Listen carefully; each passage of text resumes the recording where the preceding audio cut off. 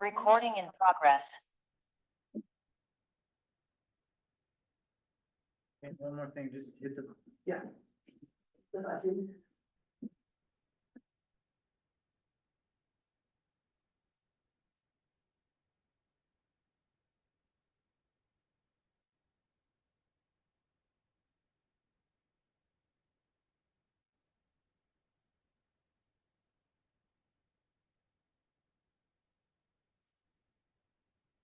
Today is October 14th.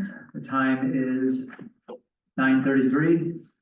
This is the Town of Crestone Board of Trustees meeting. It's being held in both person and via Zoom. To ensure timely completion of the town's business, the following procedures will be followed. All participants must keep their microphones muted and videos turned off except during citizens' comments or when called on to speak by the board. Per 7.3 of our procedures and rules of order, we allow 15 minutes total for citizens' comments. Each speaker has up to 3 minutes to speak. Please state your name and address before speaking. If your comments exceed 3 minutes, or if the allotted time expires, please send your comments to Town Hall as correspondence for the board's response. If multiple citizens share the same comments, please be brief. Unspoken comments can be submitted to Town Hall for inclusion as correspondence at the next regular meeting. First we'll have a roll call. Mayor Byers, Here. Mayor Pro Tempore King, Here. Trustee Lakai. Here. Trustee Paulsny. Here. Trustee Oglesby here, and Trustee Martinez is absent on notice, also in attendance, Town Clerk Blackwell. Thank you, Ariel. I'm gonna read our updated vision statement. And we're gonna be transitioning to this vision statement from now on. Historic Crestone, Colorado exemplifies small mountain town beauty within a community committed to multi-generational well-being. The town continues to celebrate its pioneering spirit and unique diversity through contemporary self-reliance. Crestone's goals are to enhance economic viability, environmental preservation, sustainable living practices, and social responsibility. Next, we have approval of agenda. Are there any updates, comments, concerns, deletions? Can we add one item? Yes. I have a request from the Crestone Fire Department for a special event on Halloween to be considered. Okay, sweet. New business F. Is Suzanne's thing on our agenda? I think she's just gonna speak at citizens' comments. I wanna add something on old business K, update on our my discussion with a new accountant that we found. That was Kay. K on old business.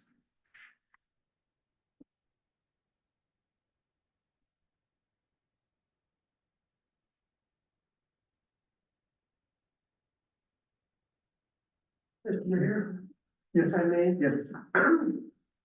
Today is Indigenous Peoples' Day, and the town had changed a number of years ago from celebrating or calling it Columbus Day to be Indigenous Peoples' Day.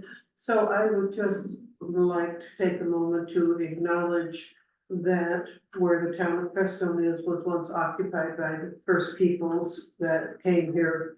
And especially this time of year for things like the pinyon harvest and that. So I just want to acknowledge the people who have lived here before us. Right, thank you. Thanks, Kizan. So do we have a motion to approve the agenda? Make a motion, we approve the agenda as amended. Second? A second. Amen. All in favor? Aye. Next, we have approval of minutes from regular meeting September 9th, 2024. I had just one Okay. item. Under, item 10 on the mayor's report, Mhm. the 1, 2, 3, the fourth paragraph. Up again. It says the mayor concluded by inviting comments and questions from the floor, leading to a discussion initiated by trustee Latai regarding the tree board's collaboration with the BRIC 2022 grant administrators. I would put a period right there and remove to develop a plan that grants authority to the tree board. We're not really granting authority to the tree board, we're collaborating with the grant to make it possible, so just end it right there.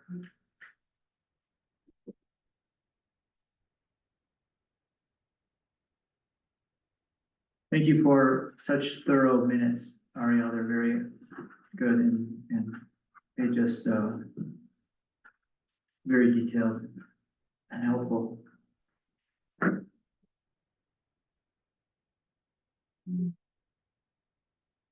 Any other comments, concerns, Yeah. solutions? Yeah. 13A, Mhm. what's that about declaring bankruptcy? Am I reading this right? Yeah, I don't know what that was. Under Resolution of trustees. 13A, Crestone accepting resignation. Trustee. Declaring. does that make any sense, Ariel? Not to me at all, I wondered. I think it was something from that, 06-24 and 07-24. Okay.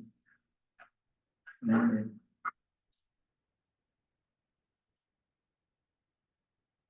Will you check that? We're under the ninth, so. Yeah, it's, number 13A.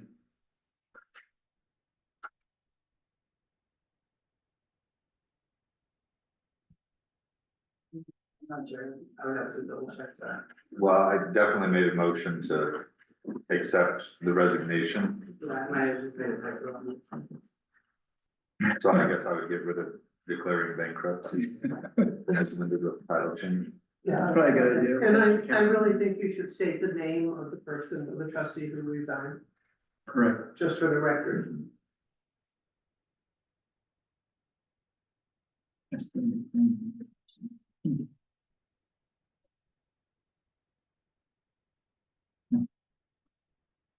Maybe, when you adjust that and figure it out, we'll go through it before we sign it.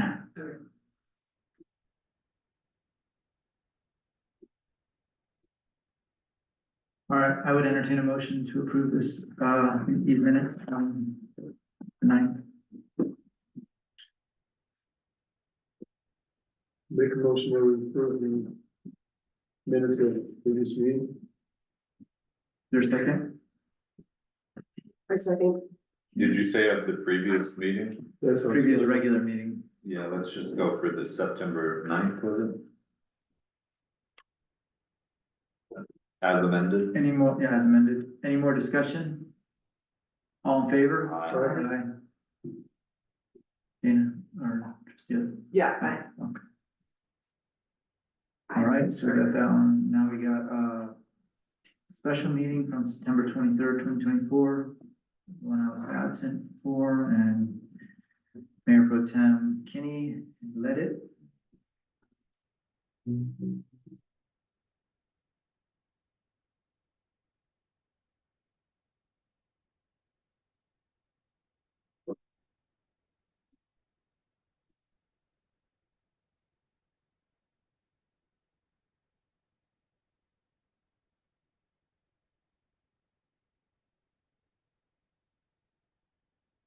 I move that we approve the minutes from Monday, September 23rd, 2024, as presented.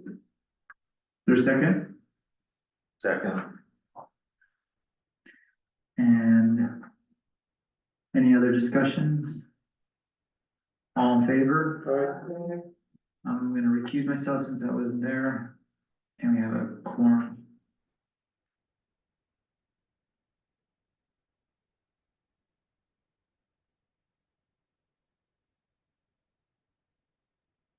Next on the agenda is citizens' comments.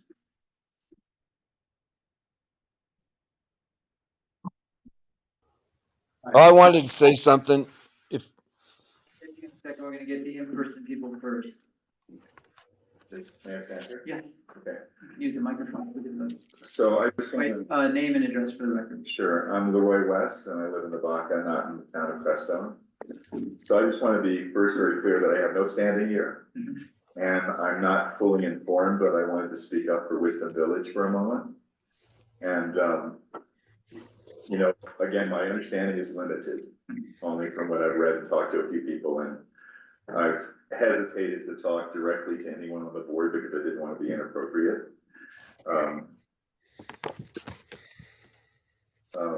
I know how much everybody cares. I know how long everyone's worked on this and how much everyone really wants it to happen. And I just want to encourage everyone to compromise and move forward. Winter's coming. Construction delays cost a lot of money. And I did want to make one practical, you know, acknowledging that everybody, as you look back on it, there's like, seems to be some misunderstanding and some lack of attention on both sides, is what it seems to me. If maybe I misunderstand, I apologize for that. And it also seems to me that, I'm very clear that everybody cares and wants to move forward. In my experience, and I do have a lot of construction, I went up there and looked, Lindsay suggested I go take a look, and when I went and took a look, I was thinking, well, what could be done? Because Can you mute your microphone, please, Daniel? Or, you need the right of way, and the cement's in the ground, so you're kind of stuck. So the practical constructive comment I had, and forgive me, this has probably already been discussed, is, well, the two people who care the most are the two neighbors across the way. I talked to one of them, I haven't talked to the other. Maybe rather than ripping concrete out of the ground or wasting time in court, if there could be some combination of buying another 10 feet from the two people across the street and building a fence for them, and maybe putting that on the construction budget, making it their responsibility, but basically widening the space so that you did have room and you don't have to rip concrete out of the wall. You know, giving $10,000 each to like chill.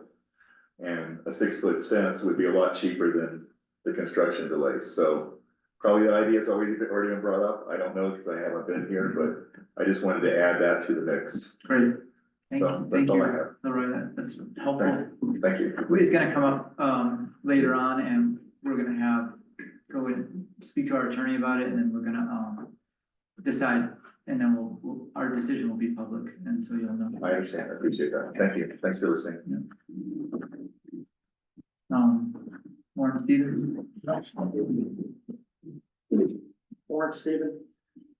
So since 2021, the board has known that you've been dealing with financial problems that are still unresolved. I would hope that you would set a date this year to get the financial situation under control before we go to the 2025 budget. There are quick 4 items to be looking at. One is there is $5,064 paid against the town hall grant, and wonder if any of that money was ever reimbursed by the grant to the town in 2022.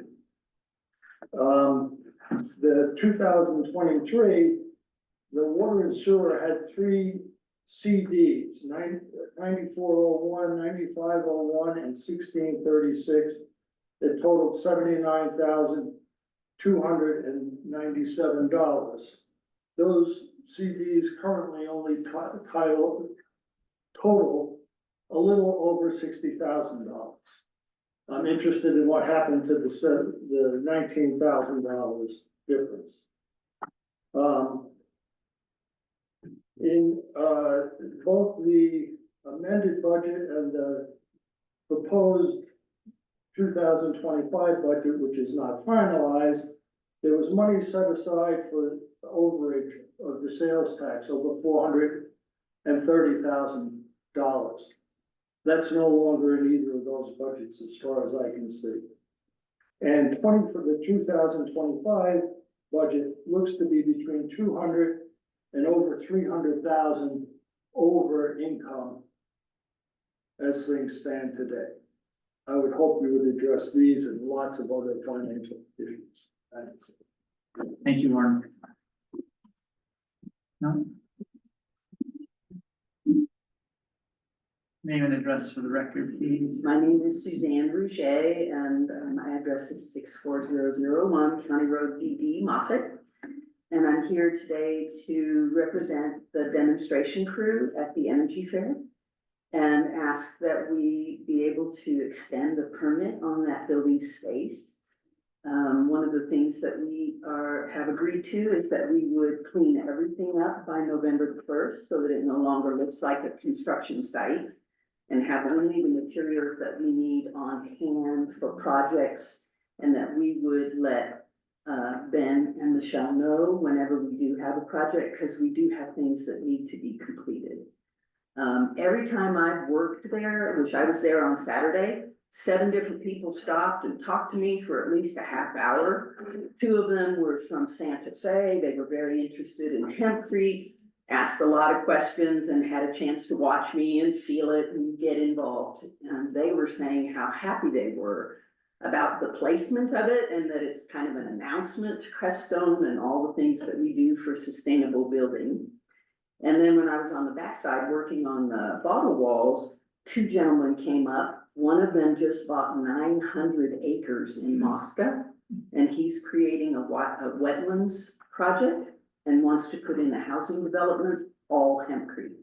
He's from Miami, so he and I are talking about trying to get crews together to help him. I really feel like the demonstration site has been such an asset to, having something that's more permanent, but it is a slow process. Like I do the hempcrete, when you have 2 hours to teach people, that's what you're doing, is teaching. And then both years, I've come back on my own 4 or 5 more times to finish the project as soon as possible. And I do think encouraging that is really important. And also using the continuing education aspect of the Energy Fair to work on projects throughout the year so that it's not just all tried to cram into one weekend. This year, we were able to procure some really great speakers. And I know Tim White was involved in the plastering of our building, and everybody was saying it's going to blow up. I think that it is going to get larger, and I think a lot of people are very interested in sustainable building, especially for safety. When you talk about your housing costs, hempcrete is about $130 square foot, but if you look at the health costs, there's nothing in that building that's going to harm you. So I think it balances out. You don't have to buy drywall. You don't have to have a lot of tieback or all the things that are poisoning us. So I think people are beginning to recognize the spaces that we dwell in need to be healthy. And I think we're on the forefront. That's what brought me here in 1993 was the Energy Fair. And it ignited me. It got me to become a builder, which I was an elementary school teacher. So I think that it really is a part of the character here. And I think it also is going to put us on a leading front, which after 35 years, it'd be nice to have it actually meet the moment and for us to take leadership. I think that the videoing of this year is going to be phenomenal. There was a guy at the demo site that had this like round camera that was doing a surround, and he's going to do all kinds of incredible things. And I think that the Energy Fair works, the website also has really gotten an upgrade. So we have continuing educations that are being videoed, so people can see those from all over the country or all over the world. Okay, thank you. Thank you very much. Appreciate it very much. Daniel, Greg, did you have something you'd like to say? Yes, I do. This is Dan Gray. I live out in the Baca Grande, and I found out some new information that I wanted to share with everyone having to do with the Baca Grande Water and Sanitation District and Crestone and our wastewater treatment agreement, our IGA, intergovernmental agreement. Anyways, just background information, the budget for the Baca Grande wastewater and water service is around $2,400,000, and half of that comes from sales tax or from the fees, and the other half comes from property tax. And so roughly we're talking about $1 million for the wastewater budget for the Baca Grande, which includes Crestone. And what I just learned is that between 60 and 75% of the $1 million goes for the treatment plant. And the rest, 25% to 40% goes to maintaining the collection system out in the Baca. So roughly $700,000 goes to the water treatment plant. And Crestone is around 30 or is 20 to 30% of our wastewater load and 30 to 40% of the organic load. And so that means that Crestone should be paying the Baca Grande around $210,000 a year to process your wastewater. And that's being really generous. That's $210,000. Oh, no, 210. Okay, I got 210,000. So that's like 17,500 a month, not the roughly 2,000 to 500,000 or 5,000 you've been paying recently. At least I looked at the budget, and I think Crestone pays the Baca Grande between $50,000 and $60,000 a year to process your wastewater, and you should be paying us $210,000 a year. That's basically my point. But what's really bad about this is that the citizens of the Baca are subsidizing Crestone, and they never got to vote on that. And we have Tabor Bill of Rights, taxpayer Bill of Rights. At some point, we didn't get to vote on this 20 years ago, but we should make sure that we get to vote on it this time, because I figured it out. It's not as bad as you guys think. There's roughly 1,800 district members, and they pay approximately $130 extra a year to the Baca Grande wastewater to subsidize Crestone. But it seems like they ought to have at some point an opportunity to vote on whether they want to pay that $100+ a year to subsidize Crestone or not. I think the Tabor Bill of Rights should afford us that, and we need help to have that election. I mean, if that's what the Baca Grande votes for, I'm all for it. But we should have a choice, and we've been denied that.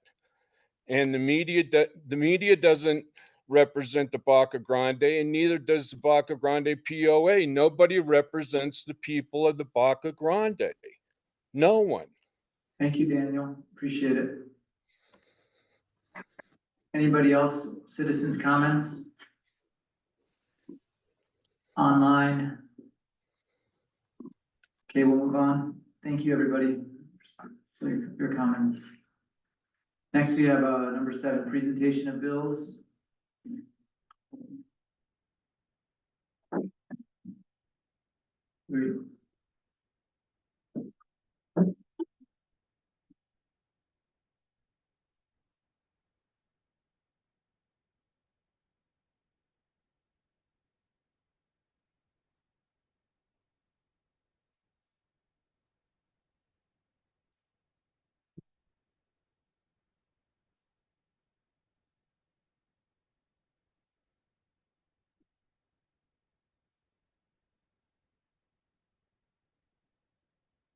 What presentation of bills? You can do that, this. Yep. I have to turn on.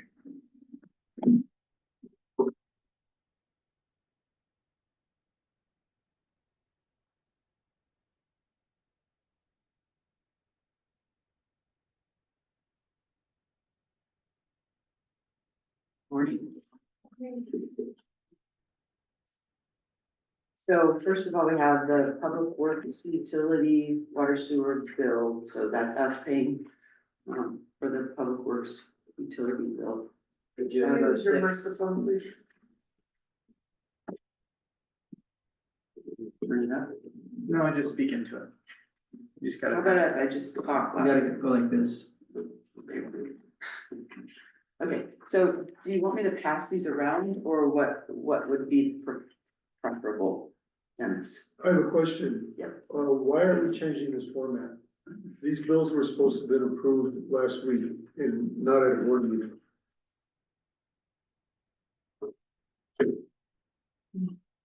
Is this okay? Can we do it like this time? And from now on, I will make sure that we do it that way. So so you want to make sure these are paid or examined by the finance committee prior to, is that what I'm hearing? That's what we've been doing for several months. Well, we've been doing it various ways. I think you did it like this, the last meeting. Last regular meeting, we had them approved, but It was not regular meeting. well, let's move on and just, Okay. do it this way right now, because this is what we have. Okay, so just to be clear, you would like me to call a meeting, finance committee meeting, the Friday before the regular meeting or Fridays We can before? talk about the procedure later. Let's just get through this process so Okay, we can keep the this meeting. is all about the procedure and I want to be clear on it. I want to have a Let's do clear it during the direction. treasurer's report. Right now, we're Yeah. just gonna present the bills because Okay. that's what we have. So we have a utility bill, public works utility bill for 506. It's catching up for this year. And just hand them. We have, an invoice for basically half of the amount approved to pay groundwork accounting company to help with the transition to QuickBooks Online, which is still in process. We have a town cloud, some sort of software subscription, I'm not sure. How do you want to do this? 149. We have utility, Baca Grande water and sanitation bill for 4,425.71.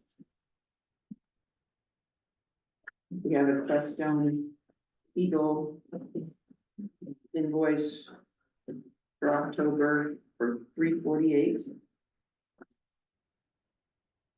And all your water consulting, We'll do it with this. 750. Whoever wants to see them. Robins, the printer. Maintenance, 142.50. UNCC, 54.18. If this one, then, That's a new one. it's a new one, but are we now back in communication with them as far as, how they're billing us as far as the UNCC, the, 811. As far as I know, we are. Yeah. They're billing us 129 for all out, so $1.29? Yes. So here we had 38. we get a lot of. And is it everywhere in town? It doesn't matter if It's mostly in town. it's not like, okay, and they're definitely keeping it to our jurisdiction from now on? Yeah. Right. And a bill from Conley Waste for 125. So Dennis, I did offer to get together with you and Adam on Friday. I put that in my message. Or any time between Friday and today. To review bills. It was in my message, it was in my email on Friday.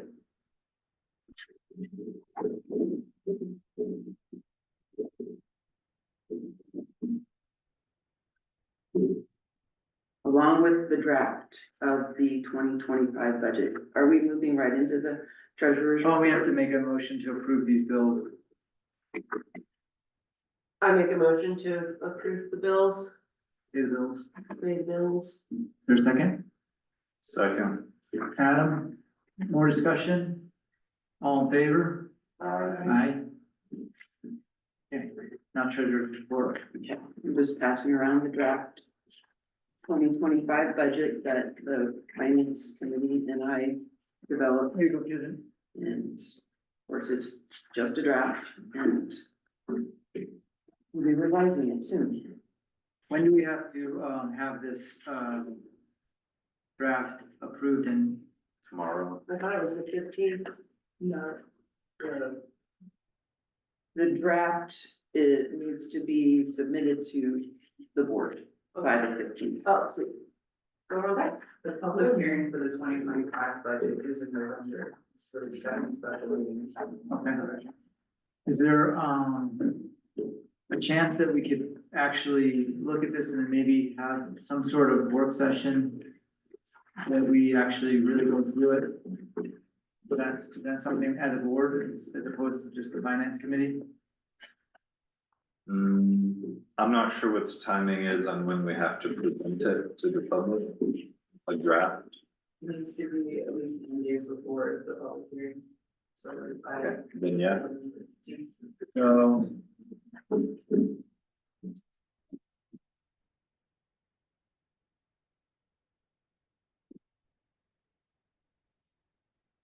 That was November 15th. We need to notify the public by November 15th, Ariel, is that what you said? Or is that in the It'll be posted in the paper on the first, but it needs to be posted in the boxes. I wanna say 21 days at a time. Okay. I apologize for saying 15. So we have, What do you think? if we're supposed to have the draft budget by the 15th and we have to review it as a board to really go through it, we're gonna need a work session sometime in the next week. How does next Monday look for people? 21st, I'll be out of town. Friday, 18th. I'll be out of, Sunday, or when, are you leaving on Monday? I'm leaving Saturday and I'll be back on Wednesday night. What about, And when are you leaving? I'm leaving on Wednesday and I'll be back Friday night, So like maybe the following week is what it sounds like. Thursday next week, the 24th. Thursday's not great for me unless it's in the evening, That's Okay. the only time I could do it. like after 6, I could do it in the evening. It's okay. That actually. like works after better dinner, for me. after dinner. Evening works best for me. The 24th at like, 6:30, Yeah. huh? 6:30 to 8.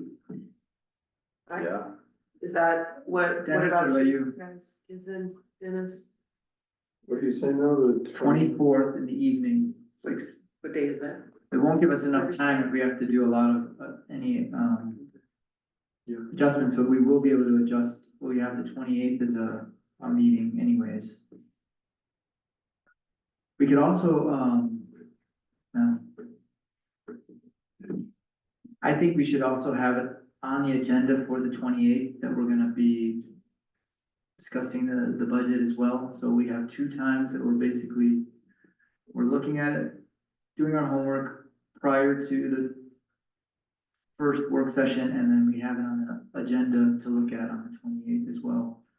That way we're all getting on the same page with it, and we can go through Warren's concerns and really get a handle on it a little more. The 24th work in the evening, is it? I won't be available, but I think it's more important for the finance committee. Well, I think it should be the whole board, but it doesn't have to be, I mean, at least extra members of the board, you know, I would like to be there, and I think if Kim's available, she might wanna be, you know, whoever can be available. We don't need a quorum, but we do need to post it. Yeah, So let's do the 24th, 6:30 for a work session. work session. What time are you doing? 6:30 in the evening. 6:30.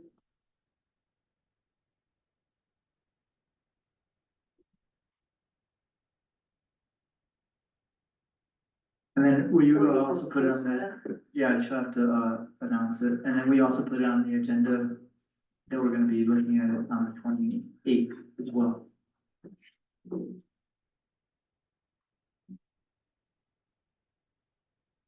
And then does that give us enough time for the citizenry to be able to look at it, and everything will be, Yeah, that's also. Um, I just want to say then, on October 23rd, I'm gonna be having knee replacement surgery. So I won't be here for the 24th, and then on the special meeting on the 28th, most likely I won't be here. So I just want to let everybody know it's gonna be important to make sure we have a quorum. Okay. Okay, Make sure to reach out if you need anything. yeah, 28th, sorry, the 11th is our regular meeting too, so just,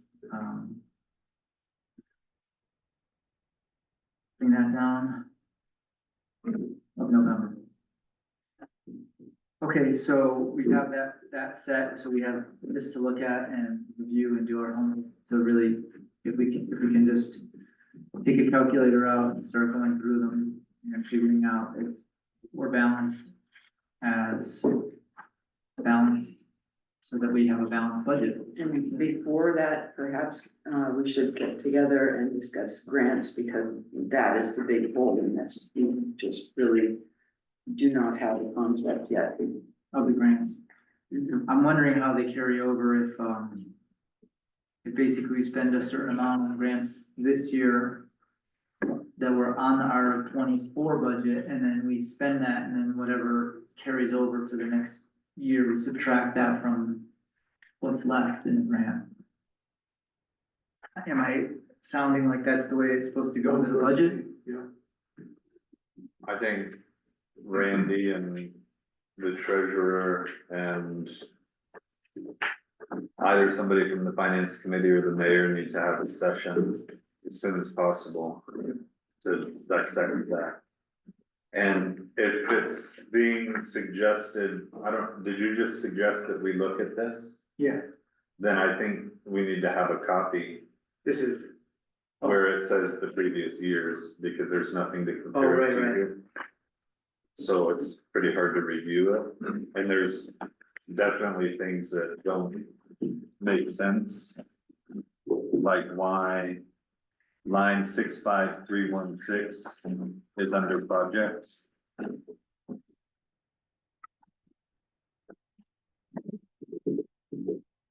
It's on the last page. What was that, Adam? 65316. And then, but yeah, it's gonna be really difficult to review this without previous years in front of it, for it to look like a budget. So that's just a heading, above that total projects, that's just a heading for the above lines, the lines above total projects. So it's actually then below that, yeah, I is see, total water and sewer expenses. that goes above. This one. Does what you have match what we did at the finance committee budget thing? For the most part, yes. There's one number that I altered, and I was going to confess this right away. So, Which number? it's, tax revenue. I saw that on the profit and loss, right now we have 17,500. So I took the initiative to alter that number from 15,500 is what. On property tax? Correct, Because that's what we actually, right now, yeah. okay. So what about all the items that have question marks? You mean on our work, sheets that we were all together, question marks?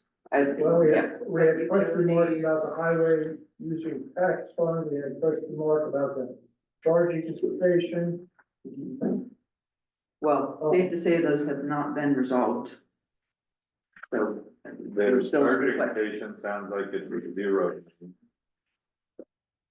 Mm, Do you guys get that not email? exactly. not Yeah, exactly about zero. that the company Yeah. is no more. Yeah. Yeah. The company that runs that charging station, I guess, has I don't know, did they file bankruptcy or something? Something like that. I didn't get that. So that charging, it's actually something we should probably at least put on the next agenda, is like that charging station is on its way to not being functional anymore. And there's no other operator to take over? That I wasn't in the email, but I think there probably will be somebody who, you know, eats that company, and then maybe we'll just have to get into a new contract with them. Wanted to see, I guess. Are you paying for the charging for people for free at this point again? I don't know if that's quite the case. We just got an email in the last week saying that company was going out of business, and we'll have to, you know, talk to them about what to do. We've only got $300 in anticipated revenue there anyway, but We get $800 worth of expenses.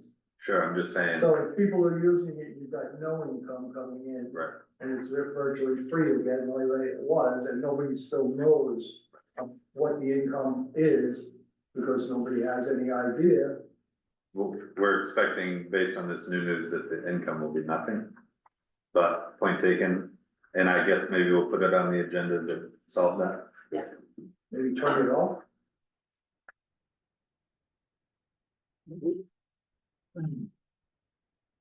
Turn it off, you're gonna put a big plastic bag over it. So there has to be, Duct tape, I don't care. there has to be some way to shut it off.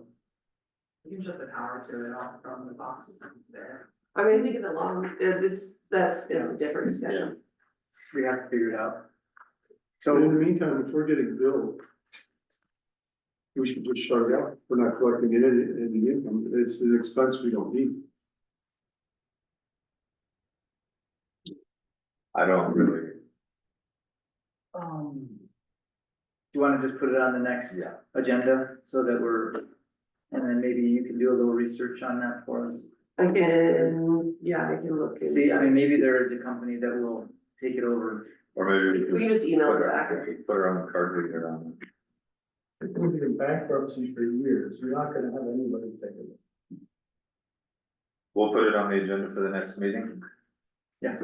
More about the hub. There were a couple of questions that one of them was it worthwhile to continue the relationship we had with the county on the snow removal? And I think the answer to that is yes, we're gonna keep that. We're gonna look for some better coordination, with the county as to when they'll be here. And then we'll be able to back up after they come through at a better time. The other question was, that I had in my mind was how much money, it actually was, and it didn't seem that, I think we're averaging about 14,000 a year on that. That we bring in, Pardon? that we're receiving. Right, I went to the state's website and looked at how that money is distributed across the state. And, I need to call someone to help me understand better on our share. I think there was nothing given to us this month. But it was, I think there was a check for $1,200 or something like that for 2 months. I don't recall what it was. But, there are communities that are getting substantially a lot more, of course, according to what's used in the population, but we're far from where they are, so. Outside of that, I don't have anything more. I'd like to learn more about it myself. Thanks. Kim, on line 4600. Do you know what that is? Grants, the grants, you mean? Yeah. Yeah, I sent you a message about this. I don't know if there's a problem getting my emails. So I sent a message to Dennis, Adam, and also Warren. Did you guys get that on Friday?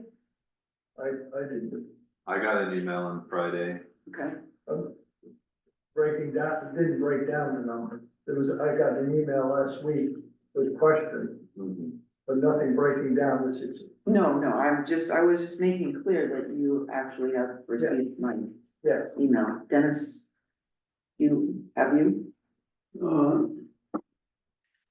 I got I sent you a draft a of this. great deal of amount of emails from you. Was that the 11th? It was Friday. feel Yes, Friday the 11th. So it is. So that number balances with the expenditures, grant expenditures, so that I felt it represented more clearly the draft budget, the rest of the budget, if that makes sense. Which line does it balance with? It would be on the total grant expenditures.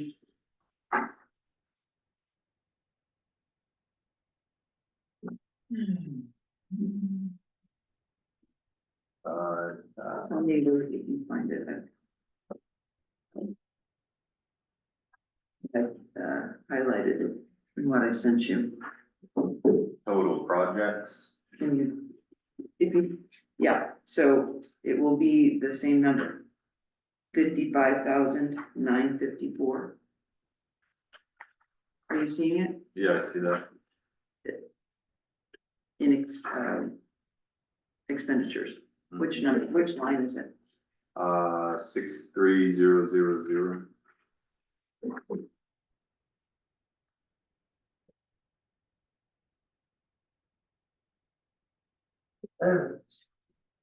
May I get a copy of what you're looking at?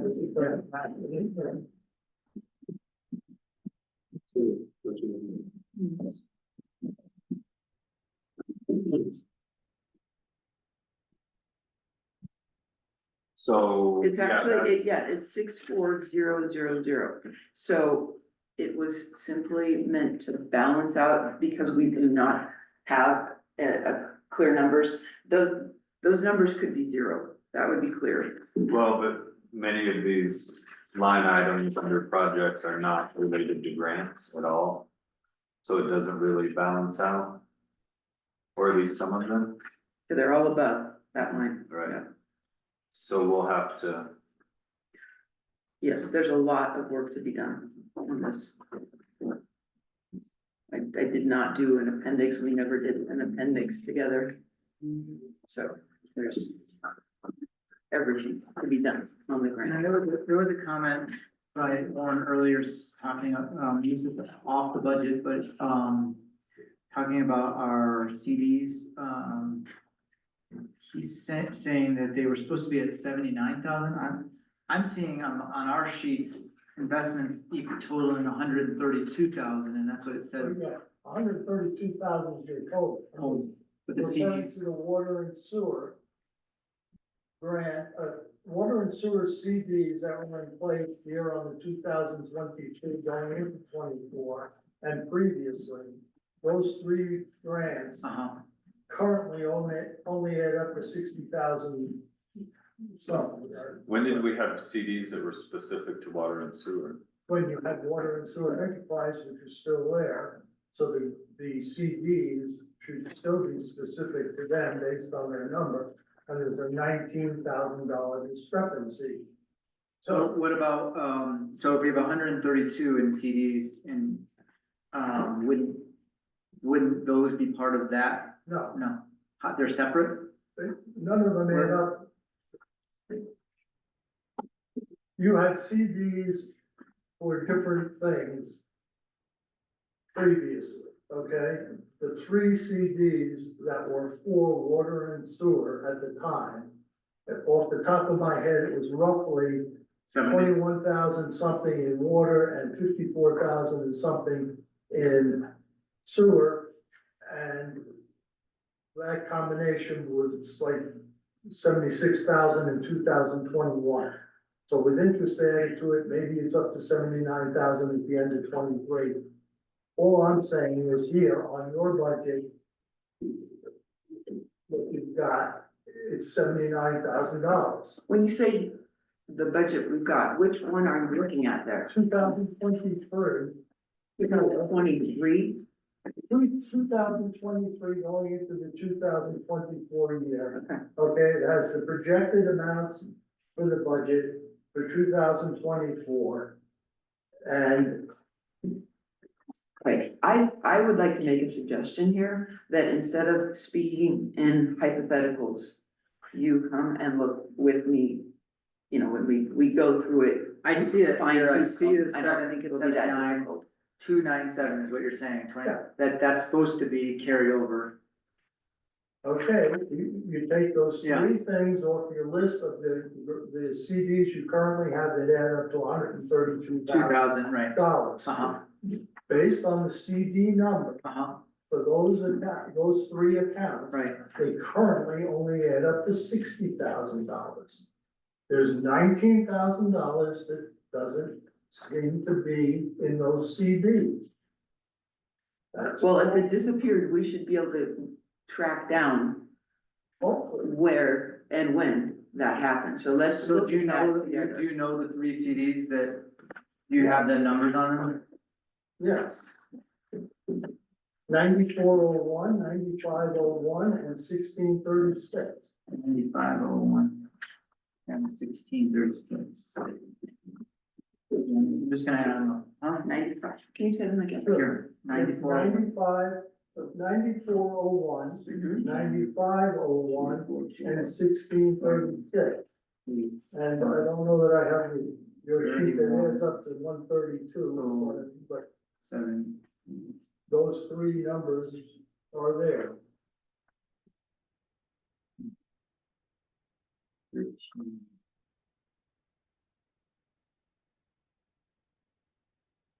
Is there one that's missing? Is that?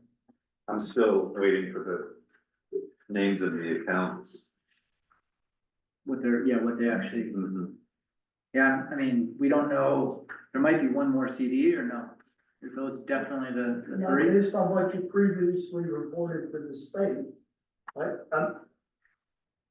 some point, How are you referencing which one's which, going through the bank statements to look at the account numbers to see which one's which? what you have gives you, there's a sheet which. Yeah, They I see the sheet. showed me the other day, right, and you go through that. You are going through the account numbers and referencing with fast account numbers, so you know which one's which? So you have these numbers, you have I'm the, misunderstanding without an. no, you have the, I see what he's saying.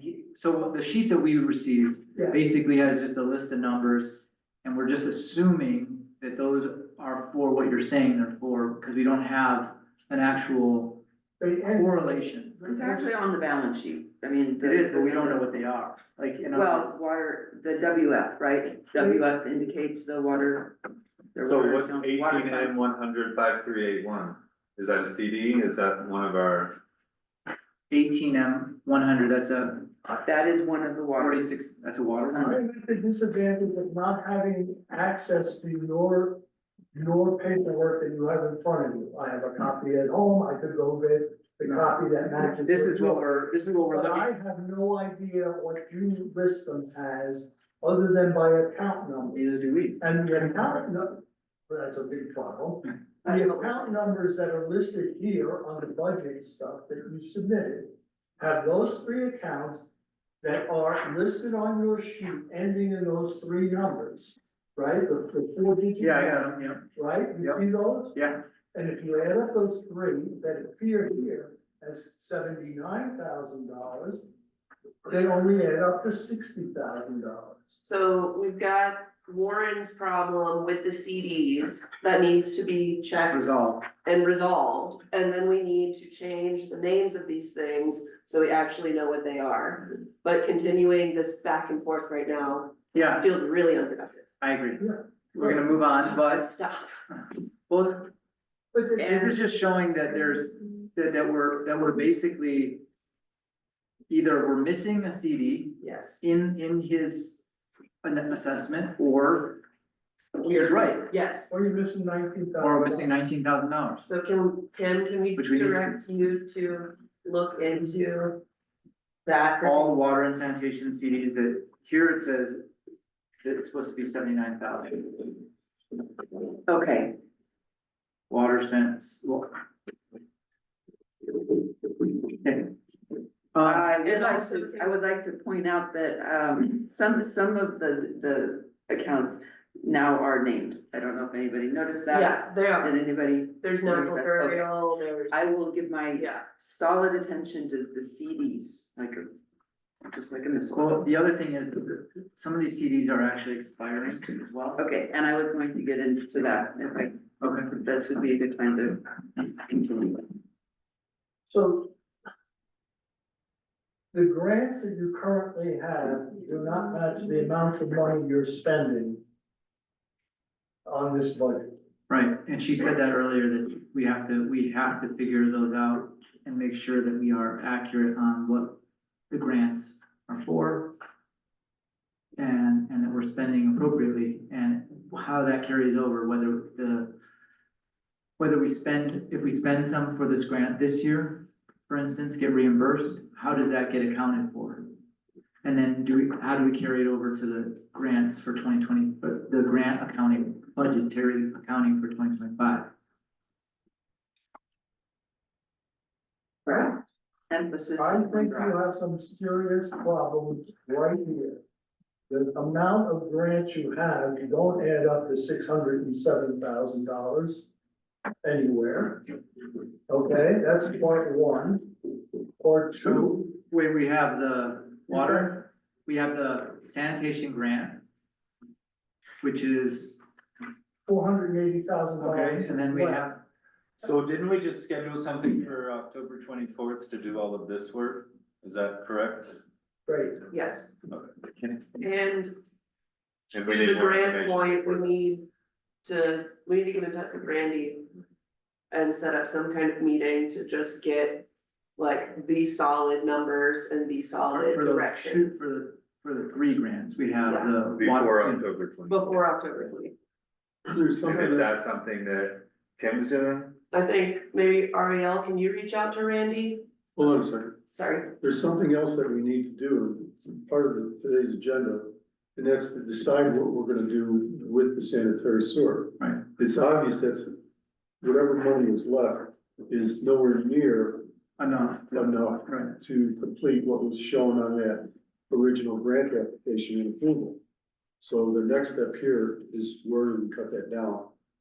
The other one is we finally now have some information from the engineer on the structural problems of this building in a fashion that if we wanted to pursue with that, we have something to go out for bid on. Okay, is that an agenda item today? It is. The agenda item, I think, was summed up in what had happened at the 11th meeting. Randy had said we needed to make these decisions. This is on, G, I believe, old business G. Okay, so then we have a session on October 24th to review this budget. So before then, we need this to be in budget format with year's preceding numbers. And we need more information, which is account names, and we need to be in touch with Randy and. So I would like to be the one to reach out to Randy about the budget. Okay, so you'll do that before the 24th. And after we get to these agenda items, then we'll have more information to give to Kim and Randy. Right, I think so, yeah. All right, And also for us, if we wanted to pursue, sure, uh, of course. and in reaching out to Randy, we need information on where we stand with our grants and what is the procedure of, how does the money roll over? What does that look like? Mhm. I, I guess I attended a different meeting on Friday because I thought that we really had all that direction. From Randy. Randy needs to That's the old one. assist us in That's the, writing those numbers down. that's the old one. And I didn't get any of that. That was the original one that we came up with from the year before. Now we're on to the new one that is that With the stickers. Yes, stickers. So on the treasurer's report, what was our sales tax this month? I can't just off the top of my head say what that number is. I don't know. I can bring it to you and I'll go and look. Okay, that would be valuable. Yeah. Anything else in the treasurer? Yes. So I just wanted to point out that we now are in motion, at least we have signed, some of us, to start the new accounts that have been, Two new ones? there were three. I only saw two. I signed on two. Yeah, I'm gonna get with Lisa on that. There are three. And I transitioned the one account that had $100 in it for years that was payroll to the security deposits. So that's done. It didn't need any paperwork or anything to do that. So. Okay, I was going to talk about this when I was in the bank. It was brought to my attention. We discussed the CDs in general. By the way, the bankers who came and presented, Warren had the same recollection that they were going to reach back out to us. Correct. So that, for some reason, hasn't happened, but I've been to the bank and spoke to Lisa about the CDs. One of them is maturing here. It's the one, apparently water sewer. It's now, 16,244.80 is the balance. And it is maturing the 16th. And I will speak to Lisa and get it, to a 4%, from the current, I think it's 0.5%. So I did also want to bring up something that Warren had mentioned as a possibility, and that is, for instance, paying off the loan instead of continuing to pay DOLA for the current loan. We could save that interest.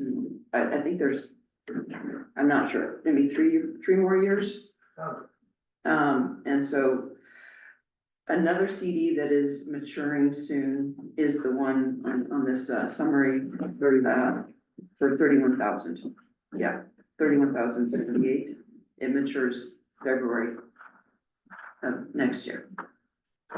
And if you don't, I mean, there's penalties for doing things with the CDs before they mature. So it's a And they're probably balance out at like. Right. If we took the penalty, it would probably balance out with the amount of interest that we're paying. Yeah. No, it wouldn't. That's what you had mentioned to me. No, what I mentioned was most CDs only have 3 months worth of penalty if you cash them out shorter than the time period. Some, like these CDs, have been there for years, probably have no penalties involved in it. So 3 months of interest at 0.5%, as opposed to the 5% you're paying on the outstanding loan, is just like free money. That's all.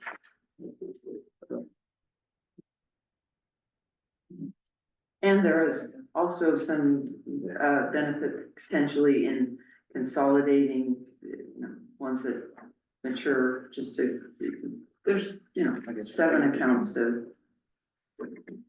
manage and name and. Okay. Just deal. I didn't get, for some reason, when I go down, I don't know what's up with that, but I'm not getting any of the rest of the report, that you had sent us. Oh, I think you have to wait for it to refresh.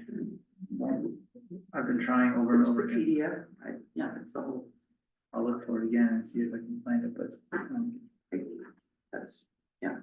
Speaking of technical difficulties, my computer situation continues to be a problem. I did reach out and, asked this person that I thought would be excellent at doing what needs to be done, helping set up the computer, etc. That, yeah, he was not interested, in that opportunity. So I continue to use my home computer as the best computer that I have. And that's okay, but I have to take things back and forth, and it's a heavily paper-based system that we have, so a lot of schlepping papers back and forth.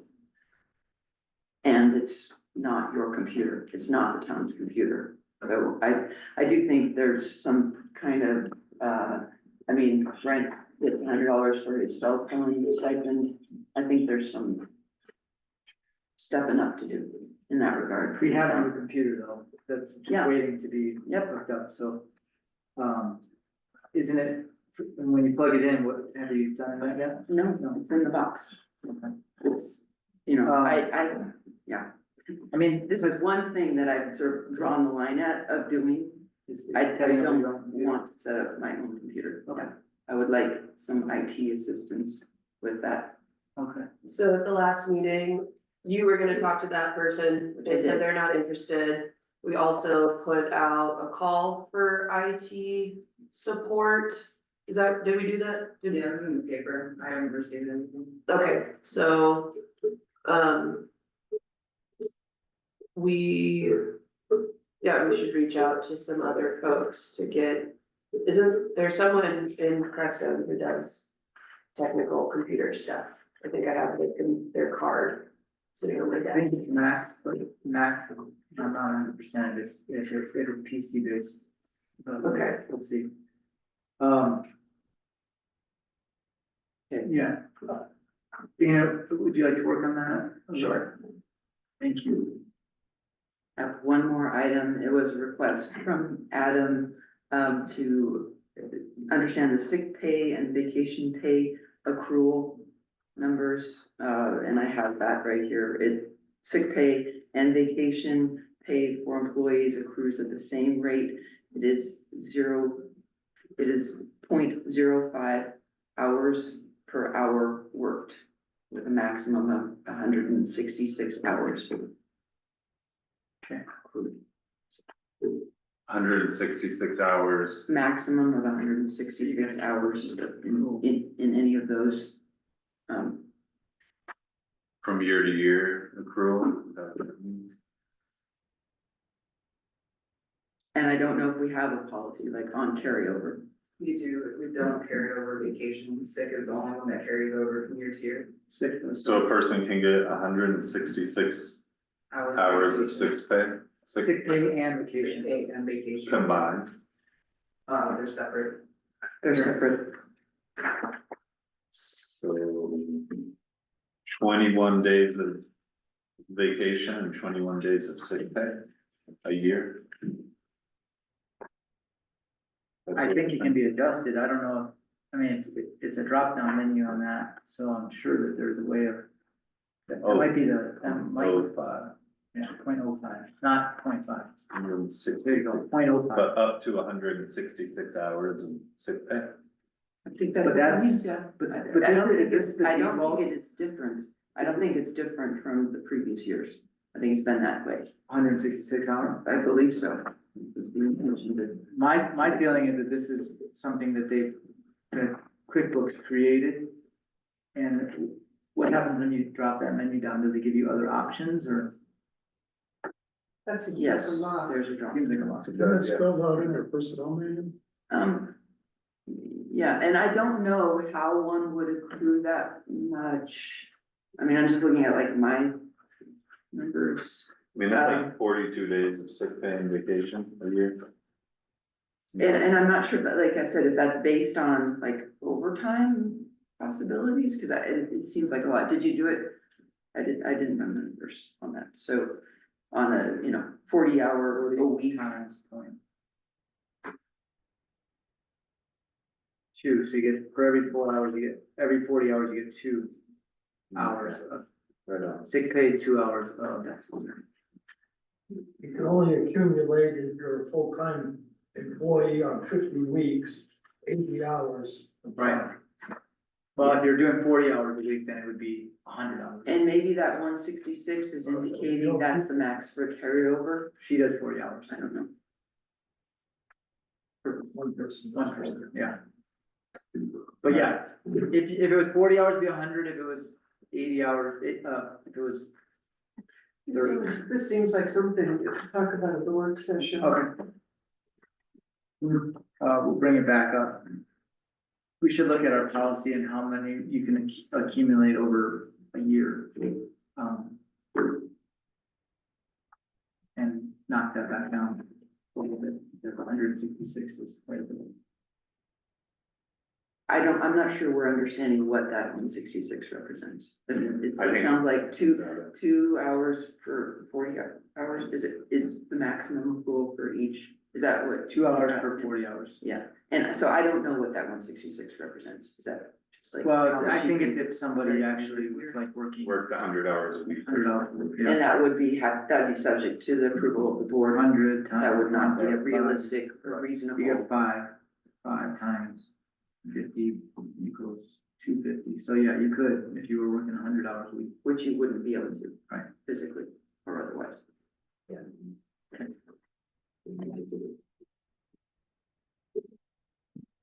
All right, are there any other questions, comments, concerns regarding treasurer's report? We're having a reevaluation at the attorney's. And when is that? That will be in the afternoon. Okay. And Adam, the sales tax for September was $39,253.40. Where'd you see that? It's in the profit and loss for oh, I'm sorry, that's for September twenty I twenty-four. think that's after the capital projects. Right, it was 45 Yeah. That's right. minus, Okay, that's after capital reserves contribution. So 45,795.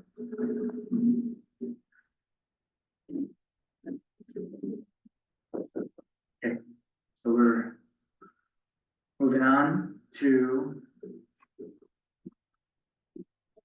our finance committee report, which, did you guys meet? No. So we're going to meet as a work session on the 24th. well, we met twice as a budget committee. Yeah. But Do you have anything to report on Well, that? that's all. Yeah. Okay. it was really, yeah, I would say it was really great having you there, Dana, making it Dennis, and it was awesome having you there too. Very kind of you, Adam. Of Finance. course it was next time. All right, we're on to my report.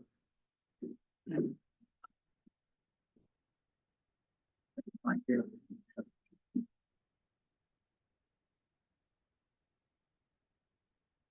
My report for October regular meeting 2024. I'm now 3.5 weeks into my recovery from bilateral hernia surgery. I want to thank the board and staff for helping to keep our town flowing and alive while I've been getting stronger and more mobile every day. I should be back to relative normal in a couple more weeks. I think we have more on our plate than any other time in my administration, in our administration. And I'm really wanting to get to the other side of a lot of the items we're working on. It's definitely a long list of important items and important ongoing decisions. Some of these items will continue on for years to come, but a lot of them can be cleared a lot sooner. First, we have some important financial hurdles that are on the forefront of our activities. We are still needing to decide if we are going to supplement our budgets from 2024 back to 2021. There's more to be said about that. We now have 2025 budget that is still in the process, and we're discussing that. We have a 2023 audit that is being worked on by Ronnie Farmer. I realize that a few board members have called multiple accountants and bookkeepers. We are still on the lookout for somebody, although I just found somebody today that I'm gonna bring up later. We need to get a wide overview on the past and future financial state.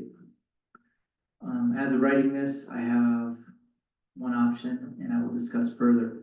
I'm really glad and thankful to our finance committee and budget officers for putting in the extra time to get a handle on the 2024 supplemental budget and the 2025 draft budget. I'm really grateful to all of you and know we have much more work to do this next month. I want to schedule a budget finance work session as soon as possible, so we did that. Dennis and I had a productive meeting with our town engineer, Matt Hudson from SGM. We went through the various projects, and I'll be sending him our CAD file for the cemetery LiDAR survey, so he can assess.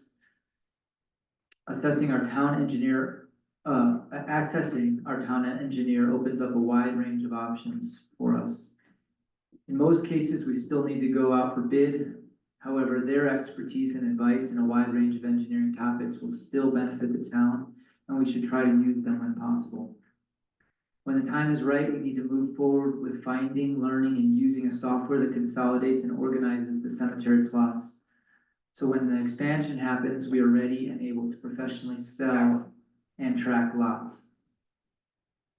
I'd like to direct our clerk to look into that further. We also might have lots that hit their 75-year mark and we can resell them and buy some time. But we need the software to help recognize this. The fire mitigation grant is moving with two steps forward and one step back. Our newly hired manager is resigning due to personal reasons. Allison McClure, who is our grant administrator, has applied for the job under the last request for proposal. Due to her vast experience and understanding, this grant will be in excellent hands and the work will turn out being far more efficiently handled because of the overlap in jobs and requirements. We need to look at her proposal and decide as a board whether to contract her as our grant manager. She's already our administrator, just so you guys know. On October 11th, we had held a town hall style meeting at the Cloud, which was designed to educate the town residents on fire behavior, fire science, and the importance of removing fuels from the town proactively. Baca Fire Chief Ben Antonowitz and Safety Officer Daniel Johnson presented their very in-depth understanding of why fire mitigation is so vitally important. About 15 residents showed up and most felt pleased about the transparency and overall offering of this event. We will be doing more of these again. Please communicate with your neighbors and neighbors about volunteering their mitigation hours. We have forms ready. We are waiting on a second proposal from the fire mitigation crews so we can analyze and move forward on hiring and doing the actual work. I'm really excited to see the results of our board retreat with Randy Sneed. We went deep into our underlying visions for the community and we're able to see where our common visions come together. I realized that until we get through the wide range of fundamental projects already started and in the mix, we really can't take on anything more. Safety and well-being is our main task as government officials. Most of the large projects we have on our plate right now revolve around keeping our town safe and well. If we look for federal or state grant, the bridge is a big issue that's come up. We talked to the engineer about it. If we look for federal or state grants on the bridge, they will make us follow the highest standards, widening and over-engineering the structure, probably costing anywhere from 1.3 to 1.5 million. If we decide to replace the bridge ourselves, we could downgrade the standards in the width, but it might still cost us $750,000. The bridge might get condemned in the next couple of years. The main suggestion we got from our engineer is to consider making it a footbridge only for pedestrians. So that's something we have to discuss because we're at a point where it's gonna come up. Both Dennis and I thought it was a good idea, but it's a town bridge and it's something that, you know, people who are out there are gonna have to go this way or are gonna have to go this way to get over to their properties. The other stuff that is on our plate, we have drainage issues that need to be looked at. We got an engineer report from SGM regarding our drainage that they did, and obviously Burnt Gulch and North Crestone are both high priorities for us, and we're really gonna have to start thinking about that before a flood as opposed to after. We have things on the agenda with the attorney that we're all working on. We had a really good meeting. Ariel and I had a great meeting with him regarding that, and we have the IGA with the Baca Water and Sanitation.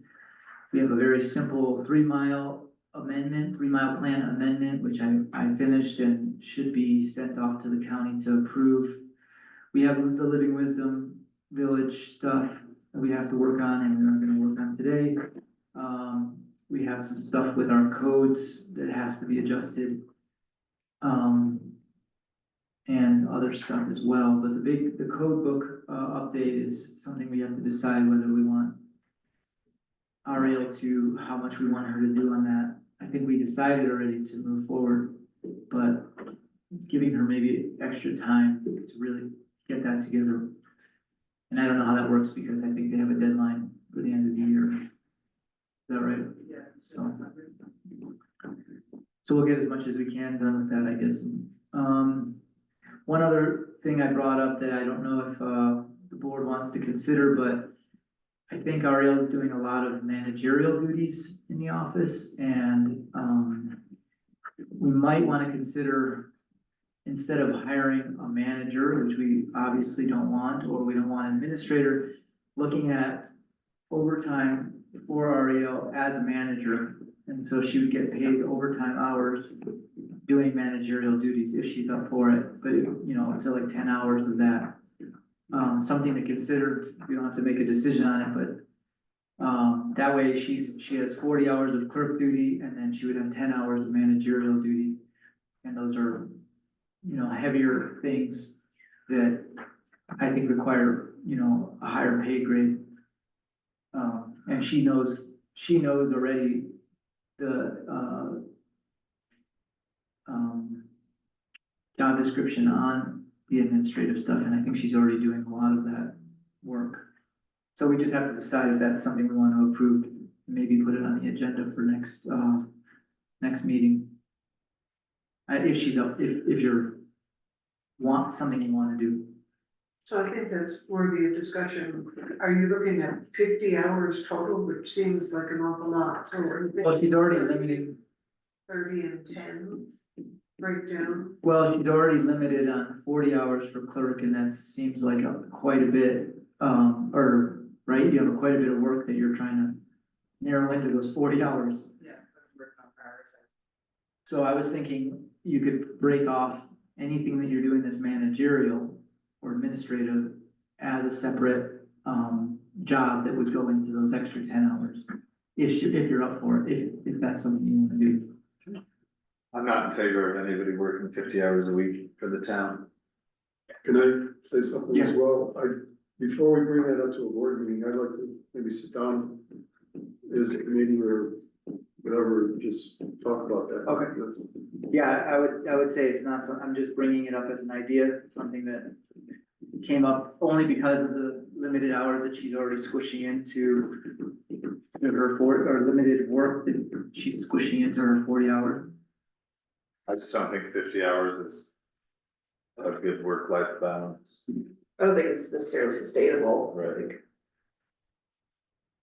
I mean, obviously Ariel's like a superhuman, but, I don't know, but if that's like also part, I feel like if that was a discussion, then obviously she needs to be part of it. I agree. I think at some time we could look at the structure of what the duties are that she's performing. I would not like to see it be anything more than 40 hours, so that, you know, as we're going through the budget process and we're looking at job descriptions, you know, it doesn't hurt for us to take a look and see what are the duties that are being performed. But I think that's a longer discussion. Okay. Lauren, what did you want to say about that? No. Okay. One other thing that came up this week that, probably is something that we will not be moving forward on, but I want to bring it up, is that, Hannah Strong had 30 years ago bought this box. It's basically a historical box of records from, they're called the Adams Files. And they have some things like, grant deeds, railroad contracts, they have the original plot of Crestone, you know, the oldest map of Crestone in there. There's, I mean, all sorts of bills, receipts, I mean, things that are kind of like, historical archival records.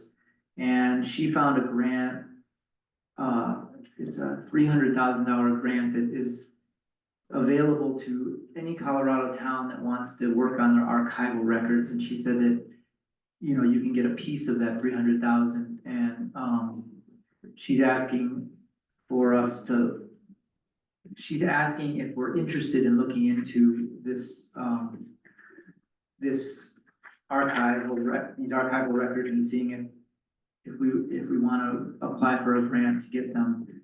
I, however, think that it's another project that, you know, would kind of require a lot more time and effort. And I'm asking her to talk to Adam State because their namesake comes from this particular gentleman who is here, and he was, a governor that owned the Baca, so that was, you know, there's just a lot of history that is, available in these records, and, I wanted to get the board's thought on that, if it's something that we wanna even pursue, or if we should just. I mean, it sounds awesome, but it does sound like, more workload for our clerk and more workload for our treasurer and more workload for all of us when we already have like a fat laundry list that we need to take care of. It sounds awesome. Yeah, it's cool, I mean, I'm gonna hand this to you to just take a look at what's in there. So I would suggest if this is something that we would seriously consider, that we look at this as something that we job out to somebody. You know, there's people within our community who could be very qualified and could look at taking this on as a special project, but I agree, our staff is overwhelmed already. But we have, you know, the Crestone Museum, we have people associated with the museum. There's already been an awful lot of history compiled through some of our local books that have been written. Mary Flowers has done a tremendous amount of history work, so there's a lot that could need to be compiled.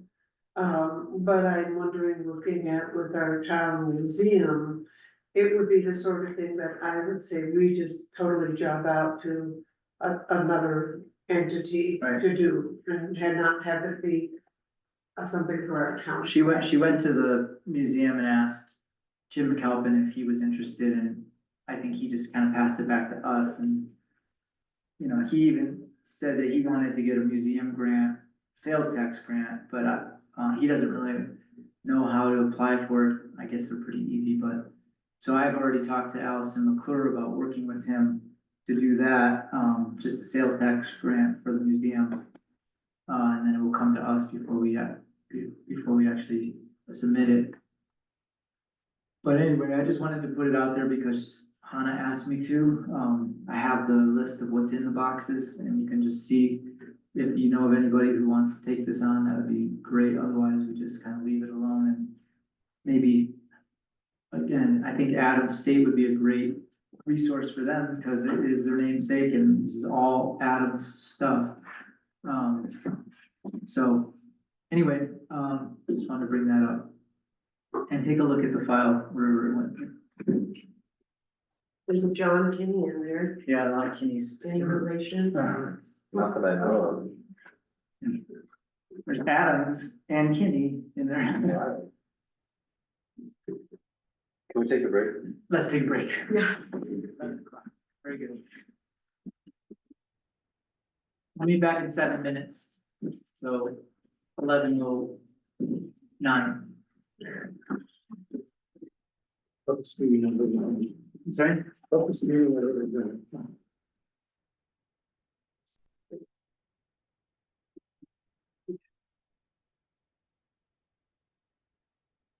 I'm sorry, my phone went off during the. It's okay. I'm gonna leave it in my car, I forgot.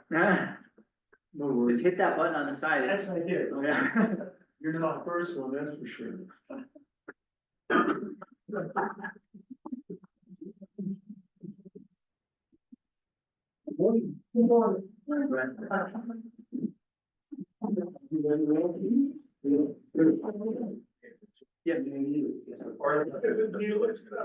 For executive.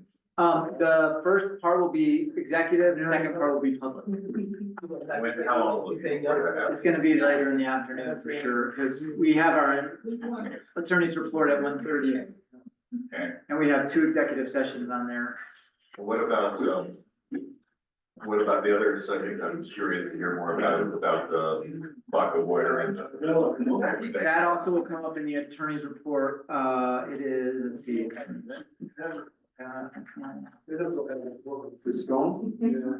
I gotta get it before the end. So he doesn't have he has his own agenda that he brings to us, and he'll go through each item. So maybe I could go home and zoom in. Definitely. Zoom in around 30 or. Yeah, that's when he'll be here, that's when we start, we'll start right at 1. Zoom in at 1:30. And well, at least you'll find it, yeah, if you zoom in at 1:30, you'll find out exactly the order in which we're gonna Okay. do this. I don't know, I'm later. I did, nice to meet you. Nice to meet you. Mr. Warren, nice to see you again. Yeah. Definitely. Another one thing that I come to appreciate is that if you look at everybody in the whole body, Crestone area, every committee, every council, everybody who shows up for me, it's maybe 200. That's great. Out of maybe. Out of. How's running your house? How big is running your house? Yes. Something you picked up? I Yeah, have a lot of respect for them. so I talked to Eddie and, They care. Andrew about it, Yeah. and Excuse me. they, like, I've got a bobcat, but it's out on the job right now, and so I told them about it, they're like, yeah, we'll pick it up, and then they're like, if you had your machine and here, Curious. and I told them, yeah, once my machine Oh, comes actually, back, but I don't know, She had to drop down. like, it's on a job. The reason why I asked is because while you were in session this morning at 9:30, Alcon came in. Okay. And they're gonna tap into that valve. That's right in the corner. That's right in the corner, and they did that area clear, and we were like, I'm like, yeah, I saw that brush there, I saw the rock there, Yeah, is that yours? the rock, yeah, I guess. I don't know. I thought I would. It's gonna have to be, they're gonna have to clear it out. You know, they were lining, so. Well. I'm gonna get out. Okay. So I don't know. Who's- I need some help with it, I can help with the brush, with the. The brush, yeah, the brush. If, You want it to haul out? I want it hauled out, yeah. I'll get Andy to haul it out. Okay. And And what about the rock? The Rock, well, who's the guy, who's the main guy in Alpha? James is the site supervisor in the pitch. Maybe they can They help both, me, they both can.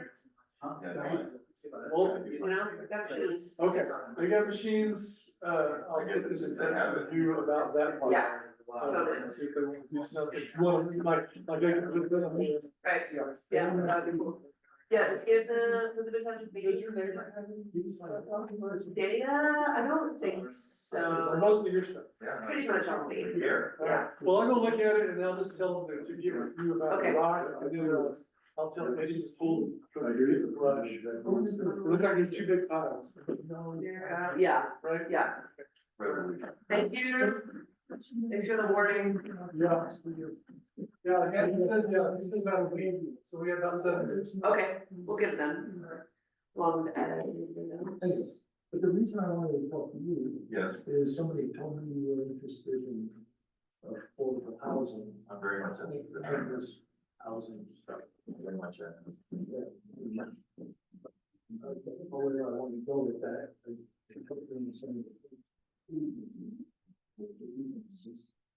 To tell you 2 specific ideas, I think, I, would welcome your time. One is, the Baca Grande now, anyone, So the resolution is supposed to be declared vacancy, so way up. I made it. 2 years ago. Thank Ah. I appreciate it.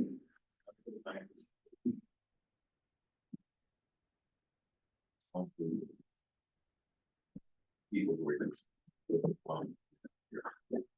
The other group is people who think that somehow having everybody else carry in an act of rebellion. Did you eat the last day? I'm gonna let somebody else have it. The self-builder got sick, wife's taking care of it, they're looking at unfinished house. Do her taxes, so one I can kind of. Officially, from the bottom, it's not part of our. I can't be doing visual, but I think visually, I want to see like the setting. Right,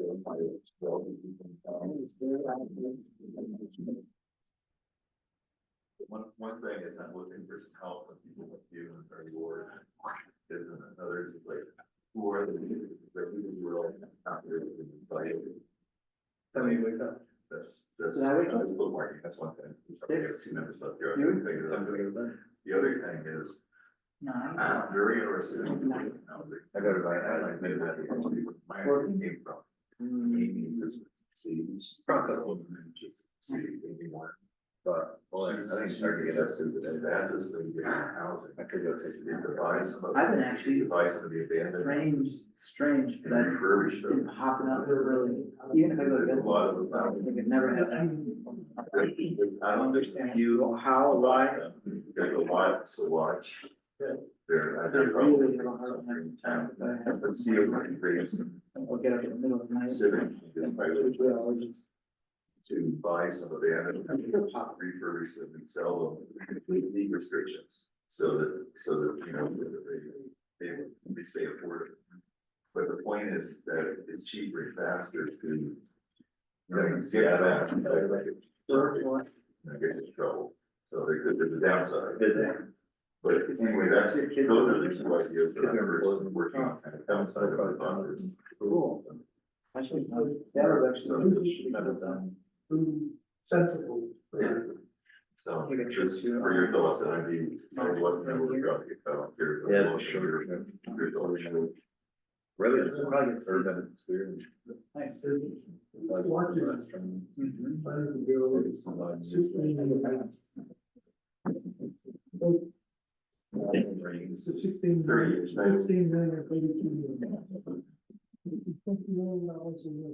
Hello, Ario? Well, they're also can be, you know, so in the parking.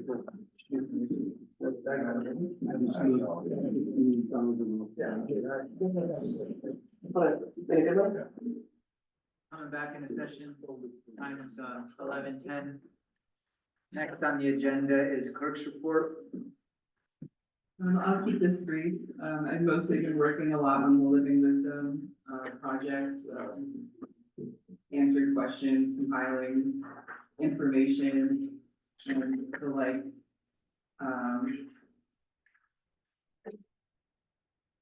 One big thing, I did do last week was, the week before was attended a municipal court basics training. It was 8 hours of court training.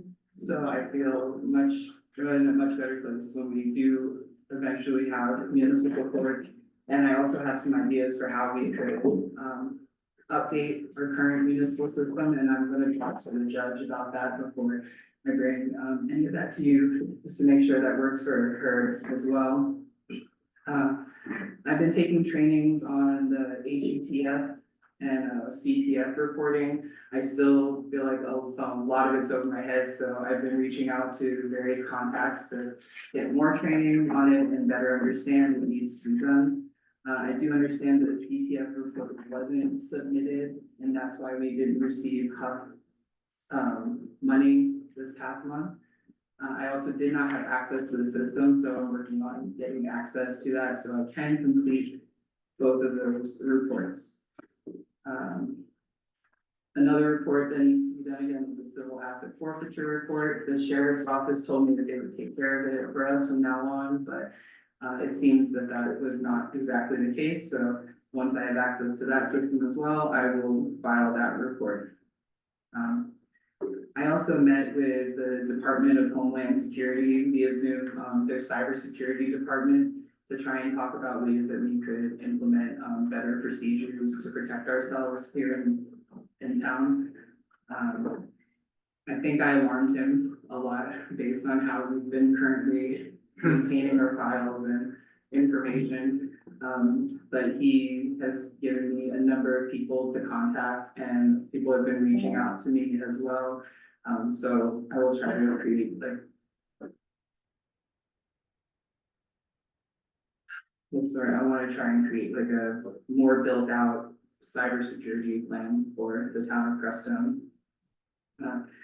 In regards to the cemetery maintenance software, I've been working on getting a quote from that. They need more information from us to move forward. I also want to see if there's anywhere else besides where we've been quoted before, which was Semified, to see if there's something cheaper that could be utilized by town.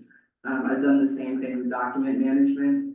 We need a way to maintain our records other than just on hard drives, and there's lots of software programs that will do that. Everything that's been recommended, the one that's been recommended to me by most clerks and most Colorado municipalities are using is Laserfiche. But it's approximately like $5 to $7 grand for the year. So I want to do more research on that to see if there are other better fits for us. For the apartment upstairs, the rug has been removed and now we'll need to make a decision on flooring going forward. I would suggest before we make a decision that you all come see the apartment and what the floor looks like. And I just got a quote from Eddie today on flooring from Home Depot. It's not included in our packet, so I was gonna put it in the next packet for a decision. I also have a special events request that I bought up and asked to be added to our packet. It's for the fire department to throw a Halloween party. They're asking to have a controlled fire and music outside. Honestly, that about wraps up. Everything else I'm doing is the typical business licenses, worked on a liquor license for Ophia's, the renewal came up. Yeah, the building permits, Tom was here earlier and submitted a building permit application to the planning commission last week.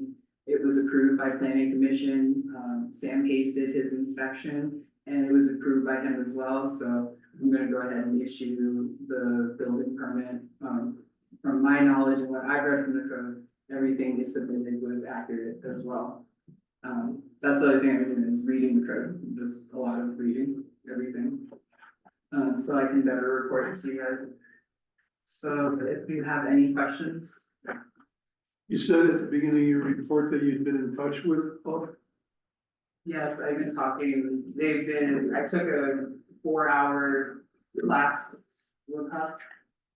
And other than that, I'm going to attend another class and they gave me a contact for someone who could answer more of my questions and help me like better understand. Okay, so the reason why we didn't get anything for September was because of what? Because of the CTF reporting, which I also don't fully understand at this time, but we did submit a report. And so we did get paid out the cut funds. And we're responsible to produce that report? Apparently, it was news to me. Yeah, I don't even have access to it, so I'm still working on having someone call me. As you walk through that process, could you just every now and then shoot me a little highlight of what you're finding out For in sure. an email? Thank you. The Conservation Trust Fund, report to Dola. Yes, Yeah, I did that. okay, That's my responsibility for now. okay, then I will reach out to them and see if they received it. Oh, they received it, I received confirmation that they received it, so Okay, I can that's provide fine. some reports to check more if that would be appropriate.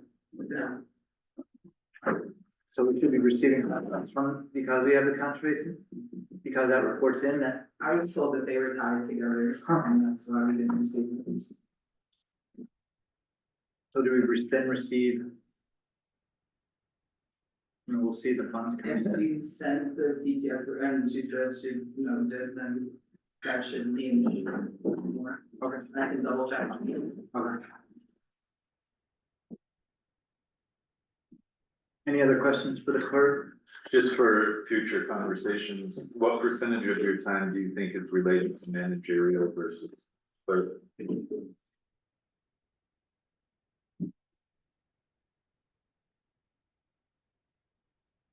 I'm gonna be honest. Right now.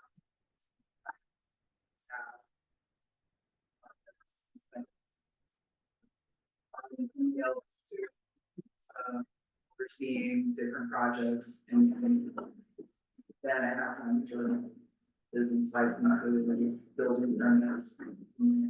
Could you? How's it going with Patty? Really well. Could she use more hours? Would that make a difference for you? How do you about that? 'Cause We've already given. Yeah, she's currently at 32, 33. She got 8 extra hours I thought to work on treasury. so she was at 24. Or she's at 20, I thought she was at so 20, she's at 28. but I was told she's not being utilized for those 8 hours of I don't know exactly. finance. The truth is that she's spending her time during the day still working on water sewer, so it's not like there's a hard stop and Is she using 28 hours? not always, I think maybe anywhere between,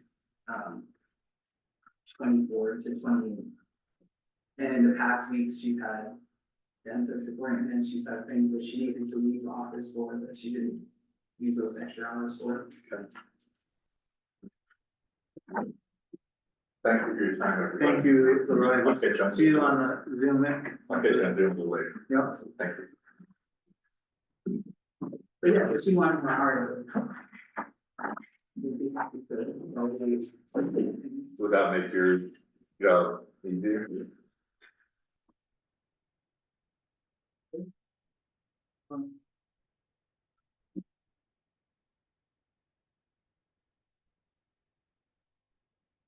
Any other comments, questions, concerns for the clerk? Thanks for being proactive about stuff, for you.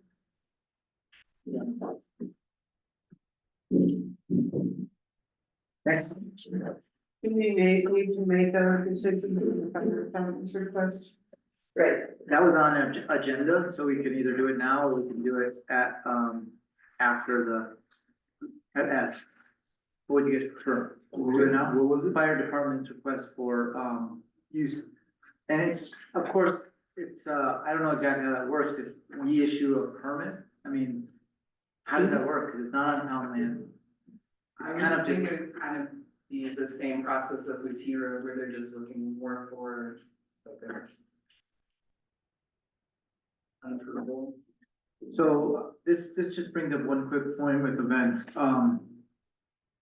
When the event committee was meeting, we came up with a whole series of, kind of not requirements, but things that, we're gonna be requesting of people. However, at some point, we need to kind of turn that into a code so that we have something that's in, you know, in our book that Ariel can follow. So when something like this comes up, it's considered, you know, an off premises event and, you know, what's our rules for that? What do we wanna have that? So, Alice in Wonderland is the chair, but she kind of, you know, was gone the whole summer. So now we're in a place where we need to consider re-meeting this winter and then bringing it to the lawyer to draw up a actual, you know, code, event code that we want. And so right now, we're just in a limbo state between having that code and what we're requesting, you know, like basic requests from event coordinators, so. So we'd be looking at a checklist for a request for having a fire, that they have this and this and this. So I would make the motion that we, for this year now, that we would approve the fire department to have, an open fire as part of their, Halloween fundraiser and, to, you know, have safety precautions, to have the fire monitored at all times. And, with having, either water or fire extinguishers on hand, throughout the, event. Is there a second? We can go into discussion in a second. Second. Okay, Adam, discussion. We don't have anything in the code just yet. And last year, they made the same request, and what we had said was it was on private property. And as long as they stay within the ordinances or the municipal code in reference to noise and so on and so forth, we didn't do anything. We do have an open fire ban that's on the books at all times. Right, it's got, has to be in a container, contained, right? It's illegal to have any sort of campfire. Unless they get approval, so this is, so then, we're not really approving the event, we're just approving fire of the event Okay. Or in this motion. in this motion. All in favor? There is a question of music as well. They said they'll have it indoors if their building is available, but it could be outdoors as they have done in previous years. They have 15 days for their building to be available. And it usually, I think it goes later. They said it would be from 5 PM to 9 PM on Thursday. So again, they have to follow the noise code, which is, you know, cause we don't have special events, we permit for all, you know, premises. But if they break the law, I mean, then what? Are we gonna send Mateo out there to? We're probably gonna get some complaints, I mean, that might happen, maybe not, though, I just don't really love being in this like in-between state where we don't really have any teeth. And we wanna approve a event that we know is gonna cause a little bit of a stir. Is it 9, if they end at 9, isn't that within the noise ordinance? They're still at 57 decibels or something, and it's way under what. It'll be loud. Yeah.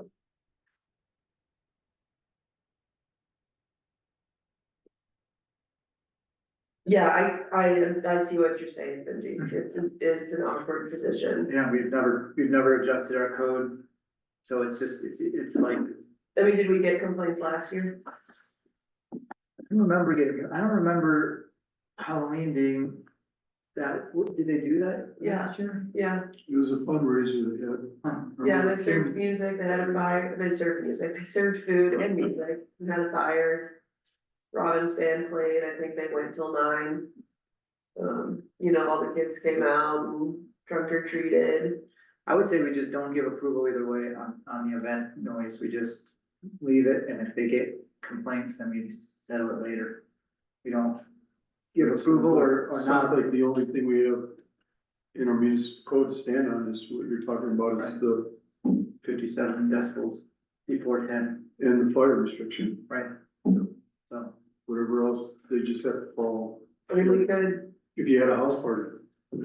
like, not necessarily give them approval, but just like shoot them the part of the code. It's like, this is the town ordinance for what you're gonna do, so, you know, just please stay within that.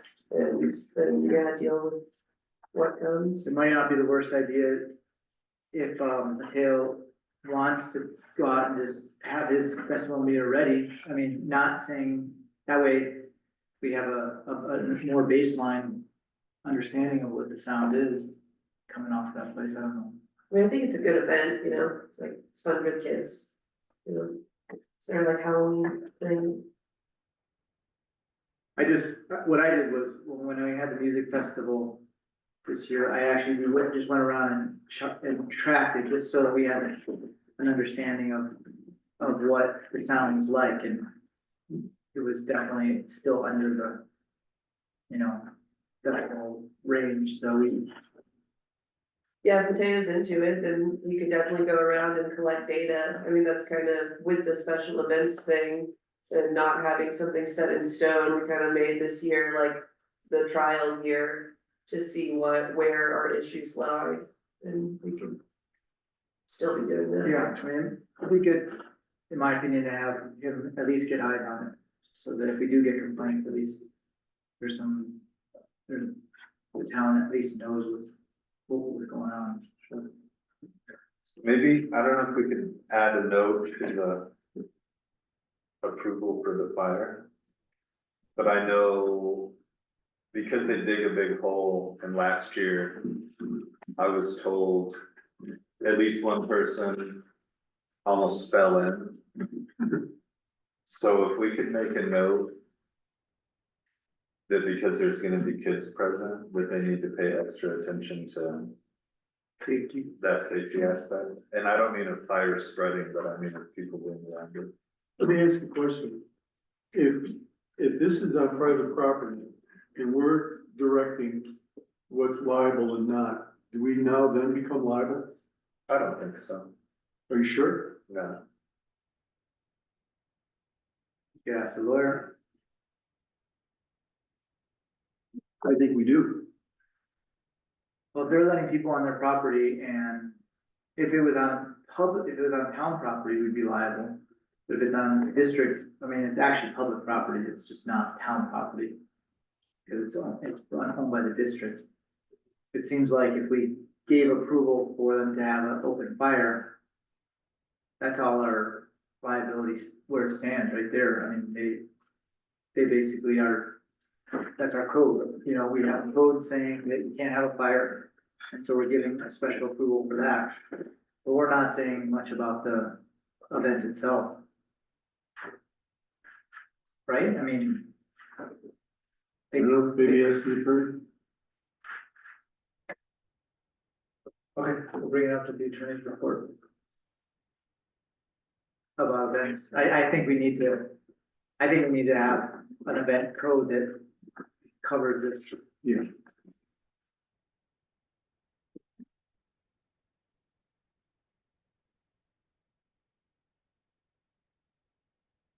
All right, let's move on to, I don't think did we vote? oh, we voted on the fire. Did we? Just voted on the fire.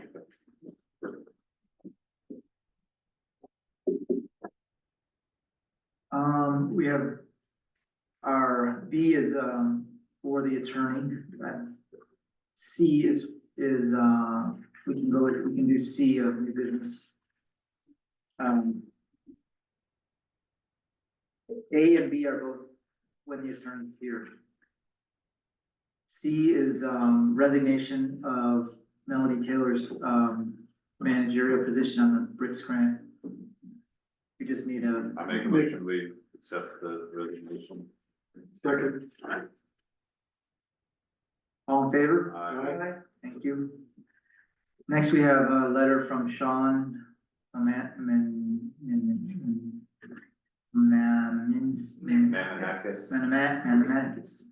He's already on the planning commission.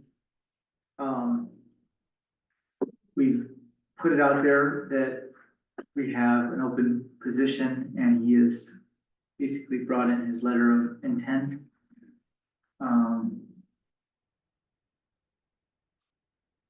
What's the board's pleasure on this one? To be, How long have we had this notice out to the public that we were looking for someone? I think it went out of the order.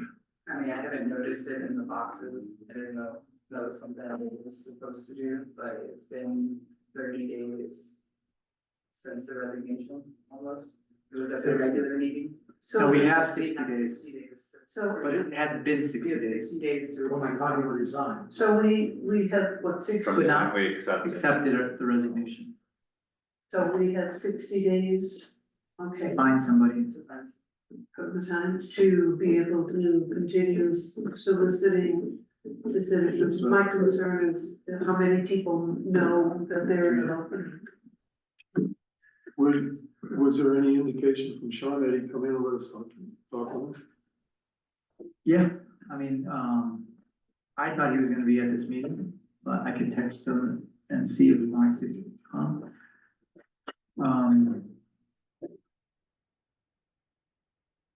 I've pretty much been in contact with him, asked him to put in a letter because I thought that's what we had talked about. We had discussed asking for letters of, so this is where that came from. Personally, I would think that he would be a good member for our board. He's been in town for a while. He has a pretty good handle on what's going on in town. The main thing would be for him to show up and, you know, be able to be more present and, you know, he might not know, I've mentioned a little bit of the time commitment, but, you know, it's a pretty big time commitment, as we all know. But I'm sure that once he gets involved, that there'll be more incentive for him to show up.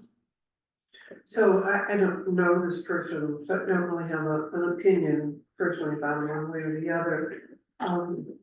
I just personally, when I look at the workload that we have and the amount of things we have to understand and become familiar with, I like to kind of give priority to people who have maybe served on the planning commission or who have attended meetings and have shown some interest in town government and have participated in governance and Well, he is on the planning commission. he's on the planning Yeah, commission. so we would have to find a new member if he switched over. So he's been on the planning commission currently. For a month or two? No, I think 4 or 5 months. How many meetings have y'all had in those 45 minutes? 3. 2, 3? He's been at 3 meetings, I believe. Is that right? We did cancel one. Let's cancel for a holiday. He was at the last meeting and. I don't know, he's our neighbor, I mean, you live now down the street, he took, the house that's between Carl Cole and Diane's. Sherry's house. Sherry's house.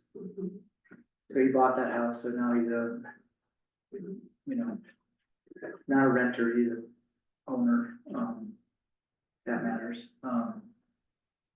to show that he's invested in his town. And if we go to special election, you're gonna have a harder time, so. I don't know if Ariel has the capacity right now to jump into a special election.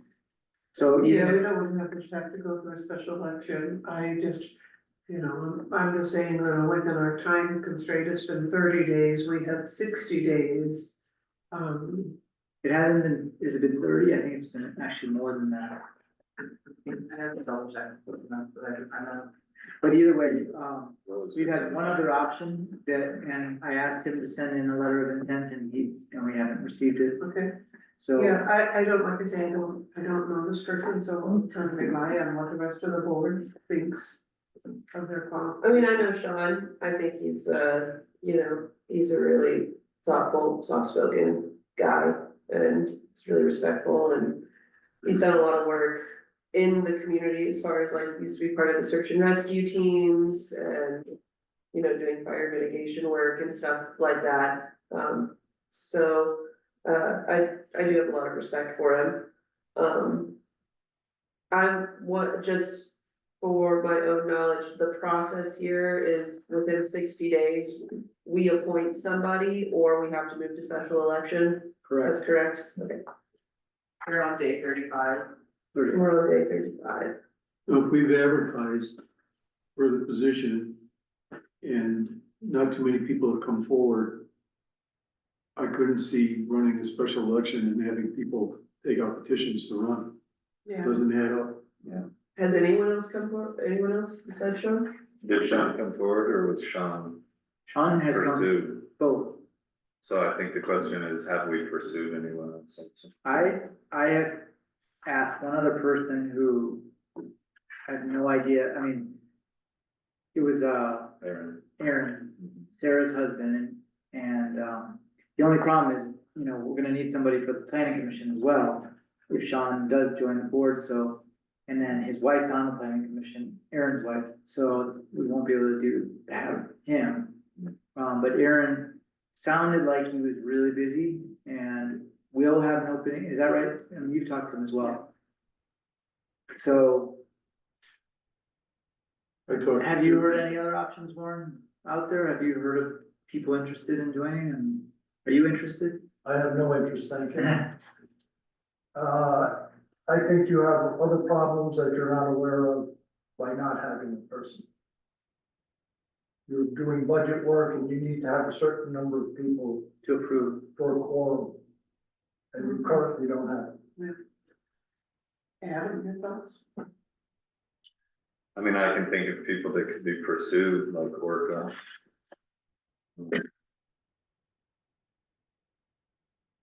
But I wouldn't wanna talk someone into it, I'd like to see him just come forward and say, I'd love to do that. yeah, I mean, Sean's been coming forward. He came to our last meeting. I mean, I'm just saying there is interest. It's not like, I think the pursuing of him was probably, you know, only just to tell him to, you know, what, so. I think whoever we get, unless it's Warren, is gonna be underqualified and unable to keep up with the time commitment. So sure, give anybody a shot. But I think, you know, I think it'd be great for Warren to help us out. But No way, you've asked him, how many times have we asked you? You don't want, I want you, you don't. I do. A, I am not doing it. Thank you very much for the invitation. So, sure, let's get somebody unqualified who won't be able to keep up with the time commitment. Make a motion. I'm not gonna make that motion, but Great. Make, that was the motion, to accept his letter of intent. To appoint him to the board. If we have, go ahead, Dennis. I would like to do that, but I'd like to talk to him, I'd like to talk to him, So then we put it on for the 24th, if we could. make sure we have a quorum. Or put it on the work session? No, sorry, 28th, when's our next, when's our halfway meeting, huh? 28th. If we decide that we don't want to have him, then we're gonna be going into special election. I mean, I tried reaching out to him once before, and he never got that, but I would just like to be able to talk to him. Sure. Okay. We could also postpone it, till later today and see if he shows up.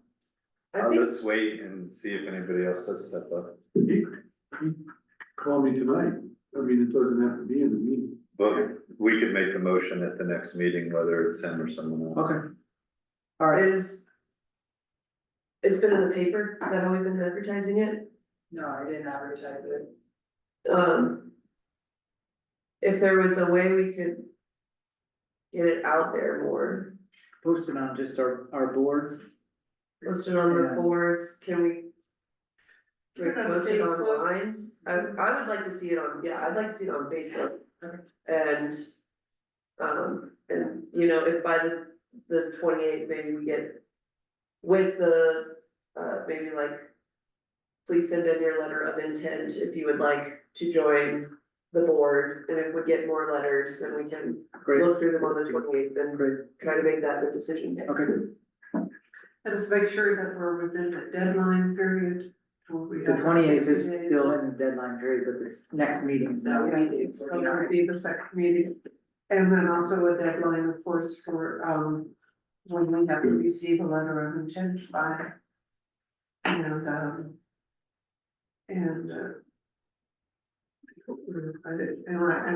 you know, part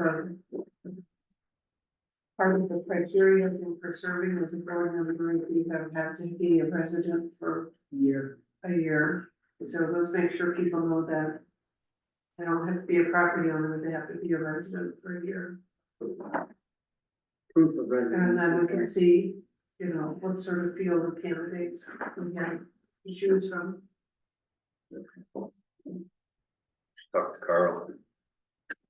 Sure. He, specifically said that he's leaving now a lot. I've asked him before, actually.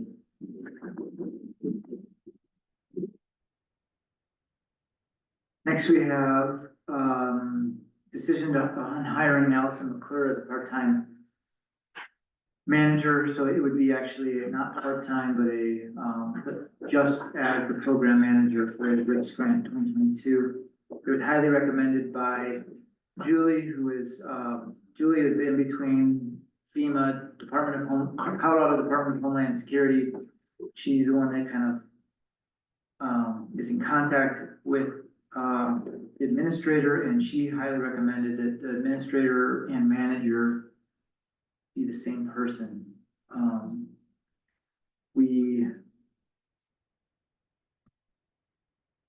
Yeah, there was some issues. Melody, put in a lot of hours, but she's now asking that we don't pay her anymore. Like, she's asking that we,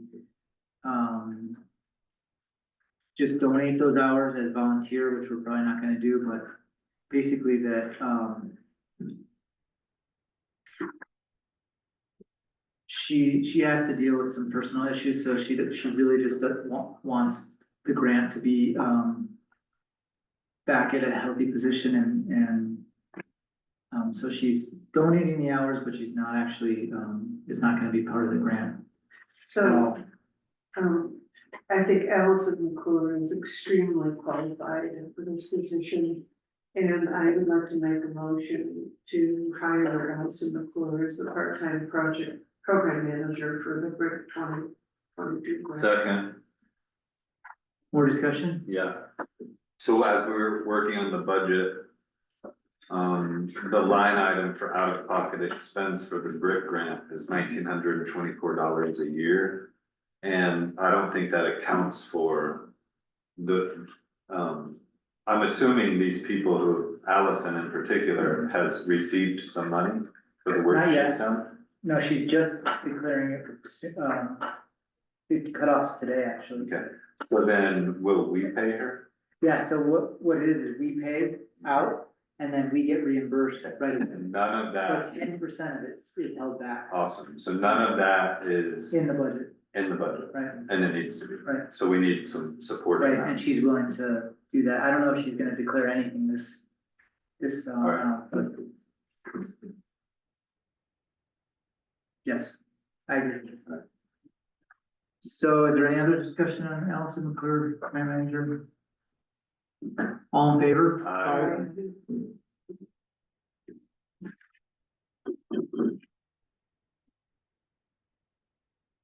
All right, old business, we're carrying over,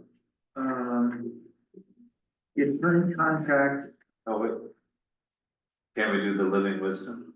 we can't right now. But they're all here. Well, first, we're gonna have an executive Oh, session with our attorney as attorney-client privilege, and then we're going to discuss the living wisdom after lunch, so. so If you we, guys wanna come back after lunch, we're not at the point where we're gonna be, talking about living wisdom. Unless you guys wanna, talk about it and give us information, and then we will, carry that over into our decision at the end of our attorney's report. do they know we have an executive session? We should let them know. Can you guys hear us online? Rick? Kirsten? Aye, yes, we can. We can hear you. Okay. We could move into having them give us. I just don't know if they're aware, if you guys are aware that we have a executive session scheduled to talk with our attorney about this situation. So that's why we're not ready to just engage in a conversation right this second. But it sounds like Benji is proposing that if you have anything to share with us that we can take to our executive session, which will be at 1:30. Does that make sense? So, hi, everybody, Kirsten here. Does that mean, hi there, Benji, all of you. Does that mean after the executive session, you would put us on? Yeah, we can't make any decisions during our executive session, but we do want, Right. attorney-client privilege. Right. Before we make any decisions. So, do you have any idea, would that be like starting at 2 o'clock roughly? My guess is if you guys came back, it could be longer because we actually have to do two in a row. One is not regarding your living wisdom at all, but the second, but we have to do two, so it's probably gonna be more like 3 o'clock is my guess. Okay, Is that, but you Okay, guys that's can what- give us, we were expecting this afternoon. you were expecting that? Okay, so is there anything that you want us to hear from you prior to that, or do you want to just wait until then? We want to wait. Okay, great. We will, hold that until 3 o'clock, I'd say, somewhere around 3. Okay, thanks. Thank you very much, Kirsten. Thank you. Thanks, Rick. all of Thank you. you, everyone. Yeah. Denise. Bye. Next, we have, attorney contract. I think this came up because of the increase in the amount of work that our attorney's been doing for the town. And whether we're paying him the extra, for the extra time, or he's just sucking it up and just kind of giving it to us. I put it on the agenda because I felt like, we have to, recognize the amount of work that he's actually doing for us. Seemed like in the beginning, when the attorney started, we had a retainer. And we paid him a pretty good amount for that retainer, and then maybe because he was just starting, he wasn't putting as much time as it seems like he's putting in now, so it's almost like there's a little bit of a time lag or makeup for that, and I think we're hitting a point now where he's doing more work for us than he's getting paid for. So the budget is saying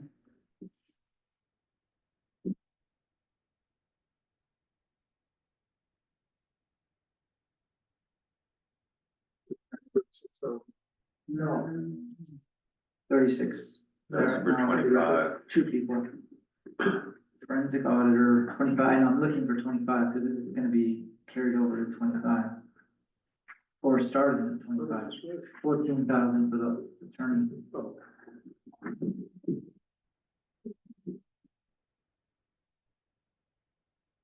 That's the auditor, Okay, so 36.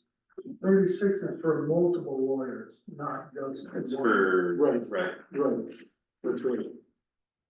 that including like water lawyer, like if we ever need a Like a water. water lawyer, like if we needed a new lawyer to deal with the lawsuit with living wisdom, that kind of thing.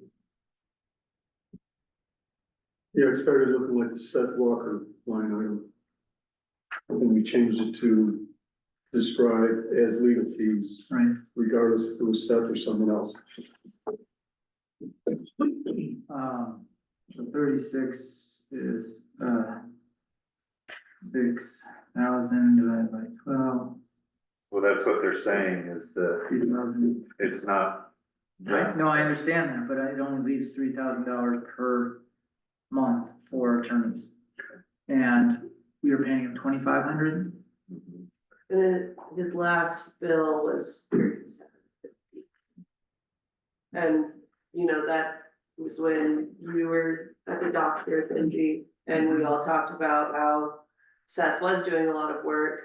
We've got him capped at 10 hours, and how if he was gonna go over that, we wanted to request that he let us know what the work was, and we could try to be a little more proactive about prioritizing it. But that was kind of like, you know, we paid him, and We paid him that. yeah, we can. I know that he is giving us a detailed report on what he's doing. I haven't seen it though, so I'm not 100% unless I can't find that. I've been including it in your trustee binder. On your, I think it's attorney-client privilege. oh, It's not.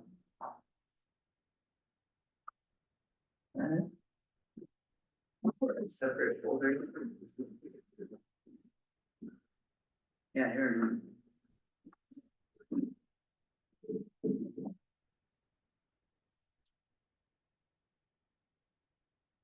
So he is doing it in minutes, like when I dealt with him about this IGA map, it was 24 minutes.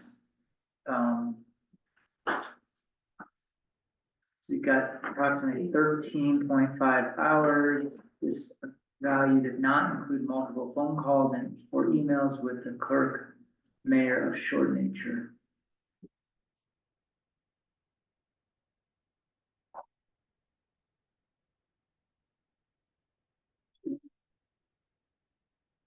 Why?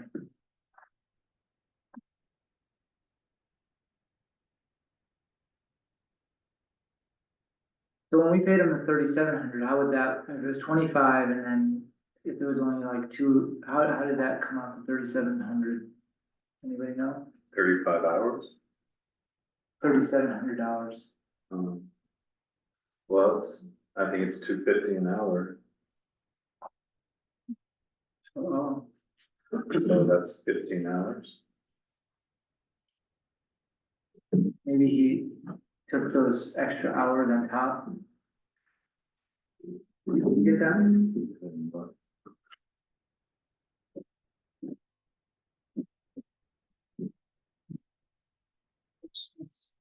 Oh, thank you.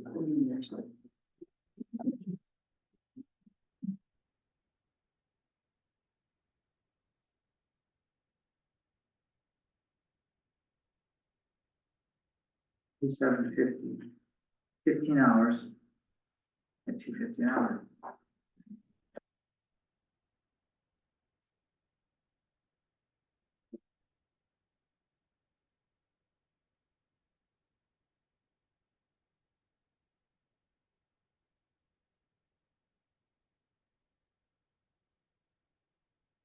How do you guys want to handle this? What do you guys think? Because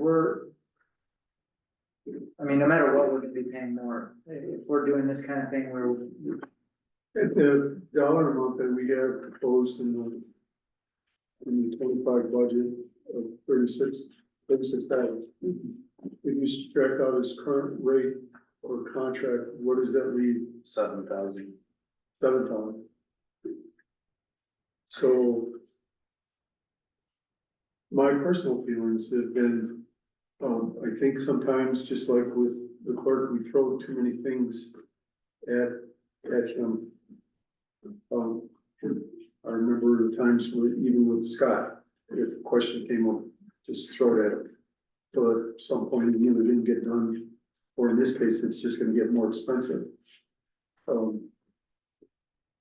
Things a little bit more discipline on our part as well. Did he give any indication that he was gonna stick with that dollar amount?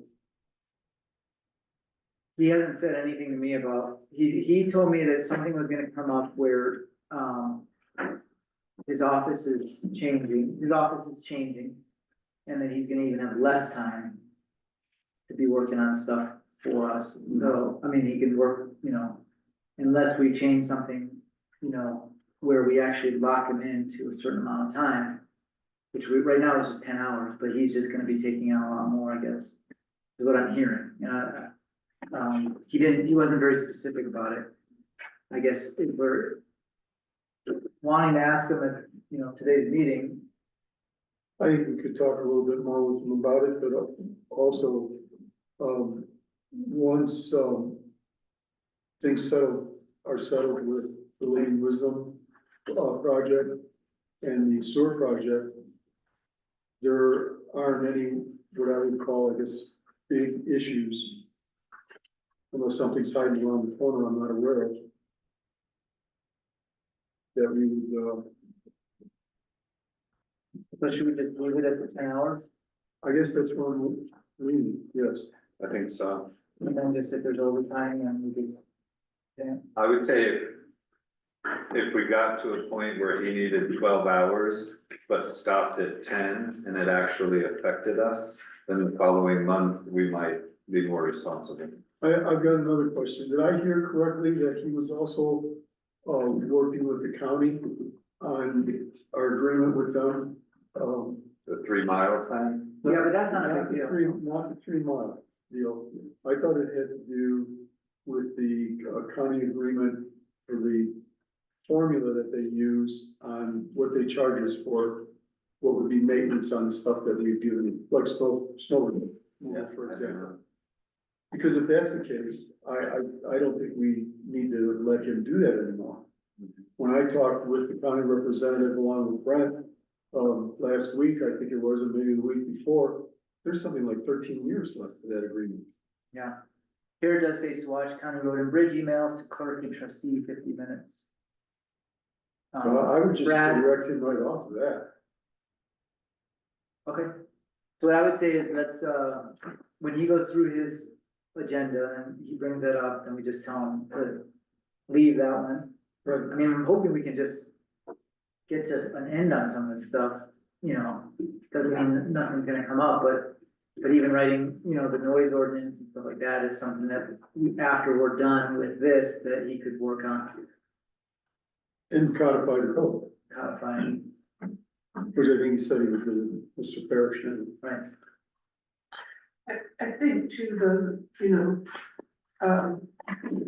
first we need to be careful how much we're asking him to do. Yeah. Of course, but I also feel as issues come up that require more time with him, then we should be prepared to pay for more time, and we shouldn't be asking him to give free time on things. I think a lot of the burden then falls on us that we're frugal with what we ask of him. And even when we have these executive meetings where we're meeting with him, that we really stay on point and, be frugal with our time. But I don't think we should ask him to work for free. And we just need to be real conscious of what we're asking him for, because I think there are times when we really need to have our attorney's opinion. And, we don't want to be penny wise and pound foolish and pass on legal advice when we really need the legal advice. And after saying that, we don't need to have him working on an agreement that still has 13 years to go on it.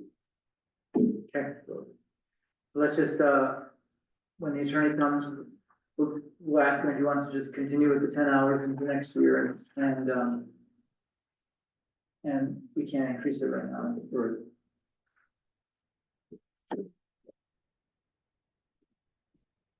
Okay. Next, we have survey cemetery, so we got that completed. We have the big maps that are available for us to look at. They're in Ariel has them now on file. There's the LiDAR maps, but they don't do much you can't do much unless you have the whole file and you can zoom in on the CAD file. So our engineer said that he would take a look and come up with an idea whether we need to go out for bid or whether he can do it in under a $5,000 range for us. Is that? Cause so basically he's gonna assess the files and see what needs to be done and see if they can just do it under like town engineer work. So he's creating a file shared thing for me. He's supposed to be talking to his IT people and for some reason the link didn't work that he sent me, so I'm waiting for that, and then we're gonna send over the CAD files and see where to go from there. Once we get a little more information on that, eventually we're gonna wanna have the public involved and kind of get their approval on how we're gonna expand. Not approval, but input. And I would like to see some clarity. In the while back, we went through the whole process of choosing a town engineer. And that allowed us to use the town engineer without having things go out to bid. And I would like to have sure we have the clarity for what kind of projects and what kind of money are we looking for things that need to go out to bid. And that $5,000 limit might not apply when we have somebody we have hired as our town engineer. They work on all kinds of different projects for us. But at what point then we say, okay, this is the scale of this project, that's in the project, this is something that has to go out to bid. So that we have that clarity, Yeah. because it's not a $5,000 figure, when we went through. When the it's a whole professional project, so we had a service. town engineer. You know, we use that town engineer within a certain scale. And I feel like, as a current board, there needs to be more clarity on where that line is. I agree. You know. Cause it was a big process that we went through for getting bids and everything to be the town engineer. We looked at a lot of different engineering companies, we interviewed them, went through all of this. And we made our choice.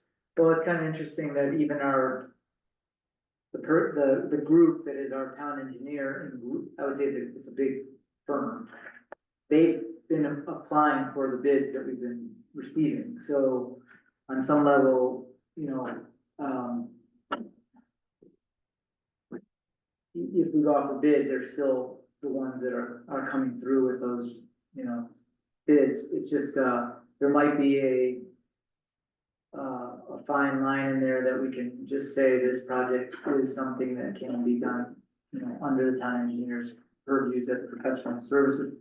Maybe we could direct our clerk to just do a quick research into that and where the line is and what we can use them for and how much, if there's a. I know our bidding policy says $5,000 is a limit to or contracting, but then there's this loophole in there about professional services and what is that? Doesn't our municipal code set a limit to $10,000 for the town engineer No.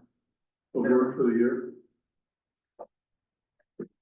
It's where I think a little research on, what the agreement we made a few years ago when we went through the whole process of choosing a town engineer. And a part of that is that we kind of went through that bidding process.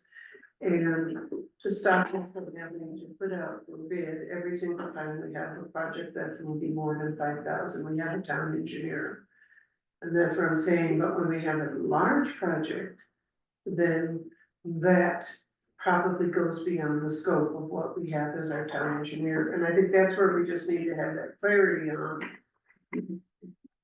of what exactly the duties of the town engineer are and what's the scope of, the amount of money we're talking about. To me, it's similar to having an attorney.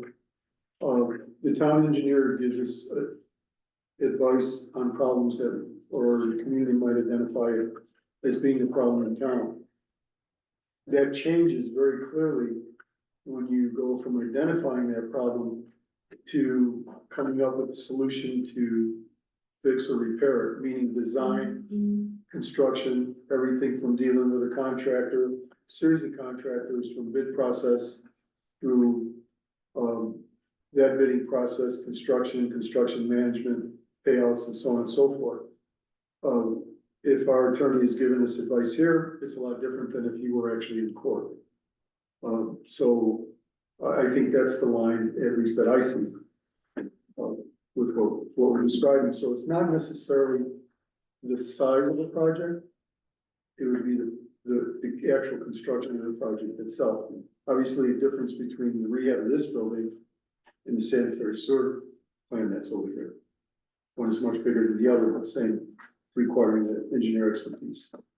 So what are we looking at with the cemetery survey? Cemetery survey is gonna require an engineer to, and this was known way before we even got the survey, but cemetery engineer will take the results and turn it into an actual plan for expansion. So there might be some drainage issues that come up. So, but we've gotten the survey and we paid for it. So now what we need is an assessment of that survey. Correct. Before there's a plan. Right. So like you had said before, whatever engineer we pay to assess that survey isn't gonna provide us a plan. They're gonna tell us kind of where we can work Right. Yeah, or give us an overview on whether it's gonna require, more engineering, or it's gonna require a bigger plan, like earth moving type plan or culverts, or, things like that, so I don't think it's gonna be more than $5,000.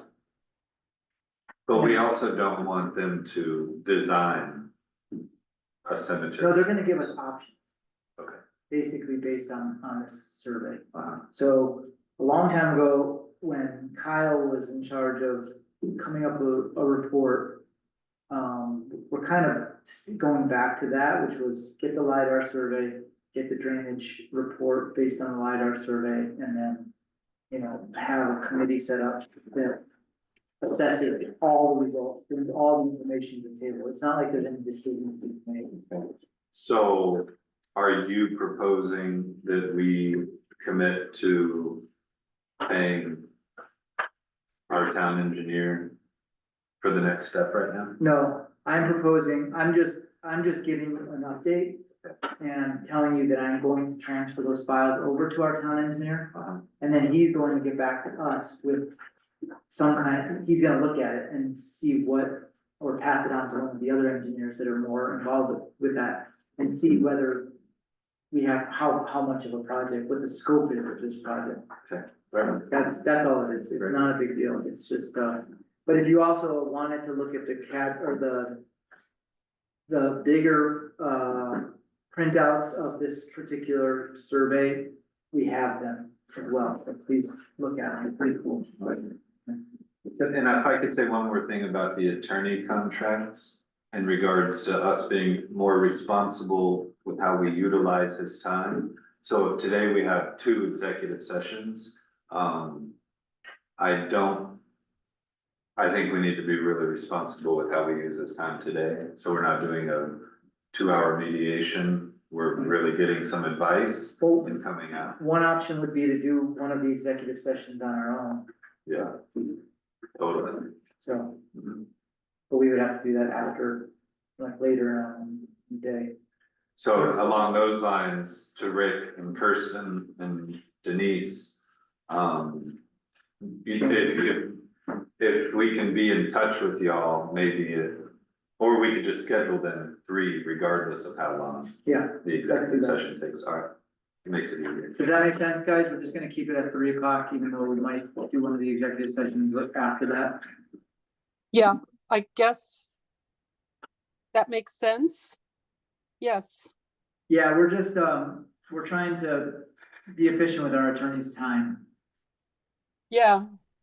Okay, I guess I'm just wondering, I don't know if I heard you, I haven't been listening closely. The executive session, if one of them regards us, it should be, of course, before before we. Correct.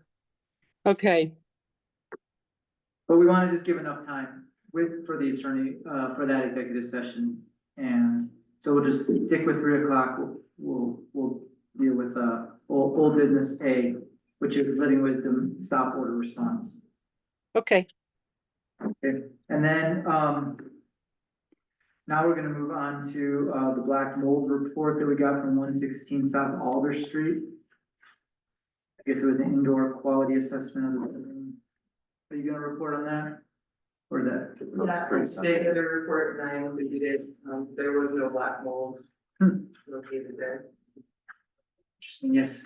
This is going back to your previous about the cemetery, you have no money for your engineer. You need in your 24 budget, in your 25 budget, you've got $6,000 for all other professional services. I was under the understanding we spent 5,500 of 10, so we have 4,500 left in the 2024 budget.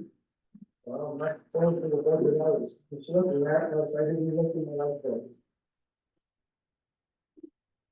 I mean, we also put 20,000 into cemetery expansion and drainage.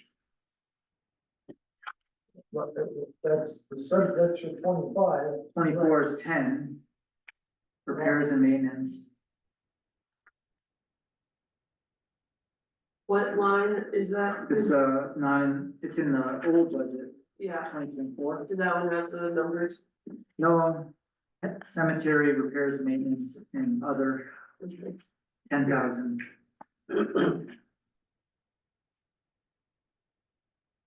So I think you're saying it comes out of cemetery and you're saying it comes out of engineering. But if we take it out of cemetery instead, Look, I'm not trying to be pissy about it, I'm just saying. There doesn't appear to be the money for the engineer, the way it's spelled out. It's not under professional services, repairs and maintenance, it doesn't sound like engineering.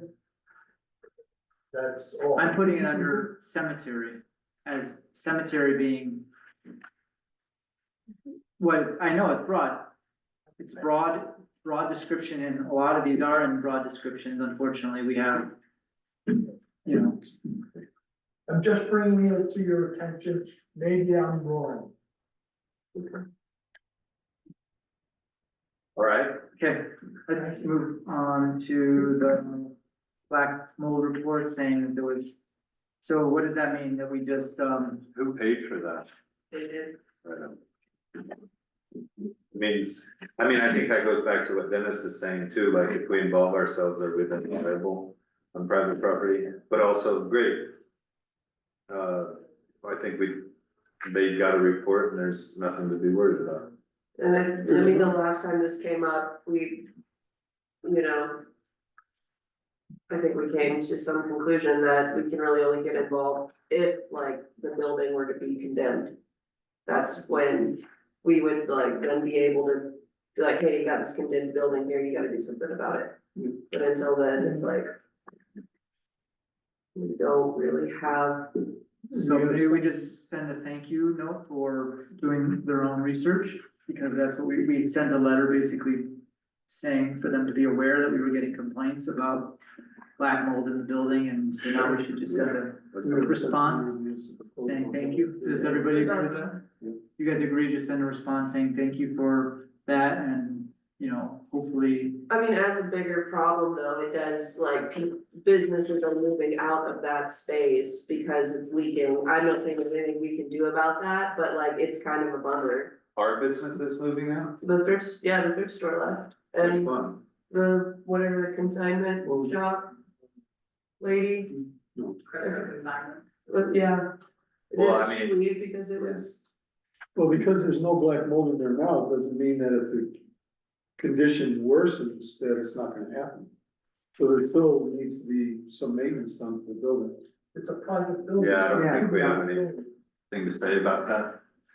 no, it's just. Well, All I'm saying is that we sent a message saying that we got some complaints, and that now we're gonna send a message back saying, thank you for taking care of it. That's, you know, for at least doing a test on it, but it's kind of up to them to work out their issues. I mean, yeah. It is. so we could say something like, we hope that you, you know, can somehow reconcile it with your tenants or something like that. I don't know, something that, because it was really the tenants that complained. Yeah.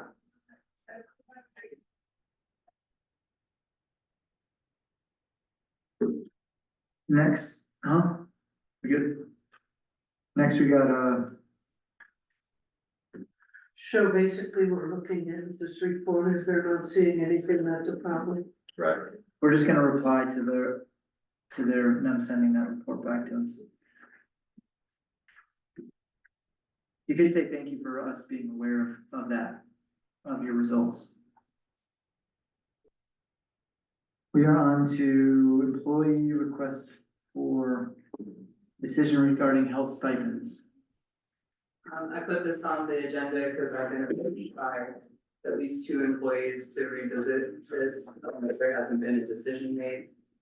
So the question here is, how do we want to compensate people for that? Because we discussed that when we were gonna remove their health benefits, that we were going to have a health stipend. I think it's in our budget. So we set aside $14,000 for benefits, out of which we pay dental, so whatever's left over is probably $11,000 or $12,000 a year.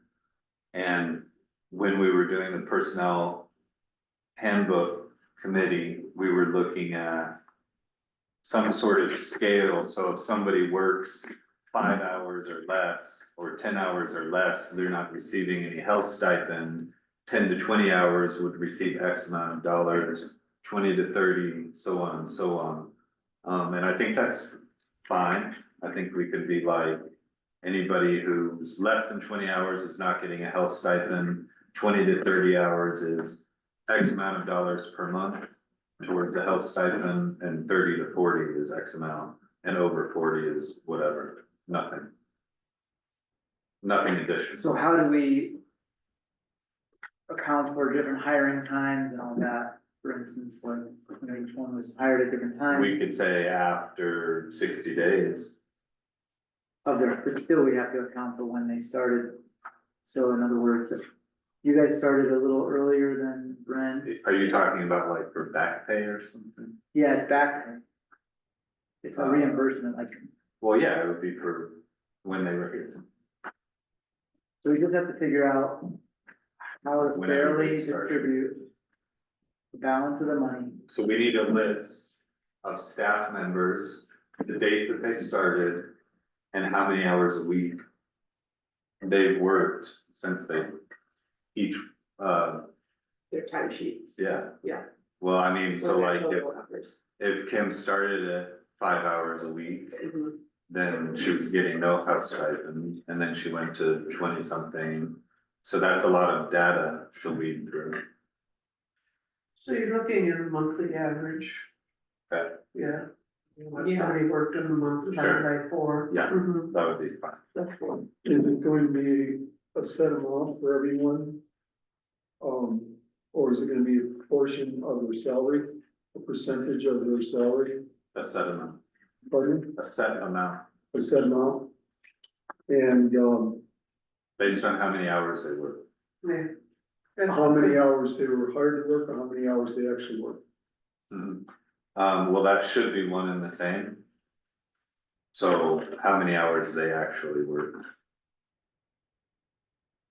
I think we need the data, and then like maybe even in the finance committee, we need to look at that data and figure out what that stipend Right. scale is. Yeah. Cause it all has to fit into whatever we. So it's 14,500. Minus dental. 14,500 minus the dental. We should probably get a finance committee. So we also need that information. How much did we pay in dental? This stuff in the budget. And that's information that at this point in time, either treasurer or individual employees are providing us. And if it could be easier if we say, okay, if they're hired to work, 10 hours a week, that's 10, 20, 30, 40 hours a month. Okay, that comes out to, and it might fluctuate where they work 8 hours one week, 12 hours the next week. We're looking at, so many hours a month. And if you're in that range of wage, here is the straight flat amount. We don't wanna be adjusting it every single month. Yeah, If you're within Yeah. this category, then you get $100. right. Yeah. So who do we? I mean, I think the treasurer probably has the most direct access to this type of information. Like, or is it you? That's because I have all the access to the dental, Okay, and, I have access to when people were hired and how many weeks they were hired for, okay. the other minutes. And I mean, I could get the other information too about the hours worked. Do you think that all our the- timesheets are saved in one place? Do you think that this is something that you would be willing to work on as far as just trying to come up with like a fair? Or Patty. So like, when we do tips over there, we add up everybody's hours and we just divide the tips into hours and then we multiply that by each person, you know what I mean? So that's like the basic, but we do that on a daily scale, not a monthly scale. So it's kind of like a monthly overall view for how many months, and then we just kind of divide that money out accordingly. Right? But the easiest way I think for us to read it would be Brent Vandiver started this date. We Has have had this much dental coverage. And works this many hours a week. average. Or month.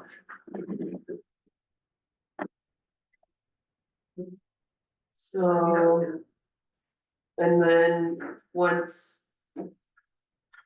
whenever you can compile that REL as it works with your schedule, then we can get a finance committee meeting together and crunch those numbers and then come up with a stipend scale. Yeah. Okay, cool. And we'll try to, I mean, we'll We should try to definitely get have that it. done in the next couple of weeks or, maybe, By the end of the year, By- and it's back pay, so yeah. If you guys meet one time between now and the next meeting. You have one meeting, you probably get that. Well, I mean, also Ariel's gonna get the information together and she's already got a lot, so like, as it works with her schedule too. Alright. Let's move on. That's a good start on that. Request proposal for what, so now we're on to like, you have 5 minutes, so let's just, get as far as we can, the wastewater engineer, those proposals that we received. Yeah, and I think, first off, before we go to the proposals, which I know we're gonna throw them out and redo this. The board has to make a decision on what we're gonna do with this plan. It's definitely not going to fit into this budget or any future budgets. And if I remember correctly, this is what really Randy was asking for. Which one of these or how many of these we think we're gonna do? My personal opinion is just taking what's identified here as 2, the line number 2. That simply goes from the store at the end of, like where the cloud, or not, the hardware store and the grocery store. And it'll probably make it up to Hemlock with the money that we have left. And the only reason why I'm picking that, let me rephrase that. The reason why I'm picking that is because it trails in front of what is currently zoned but empty commercial lots.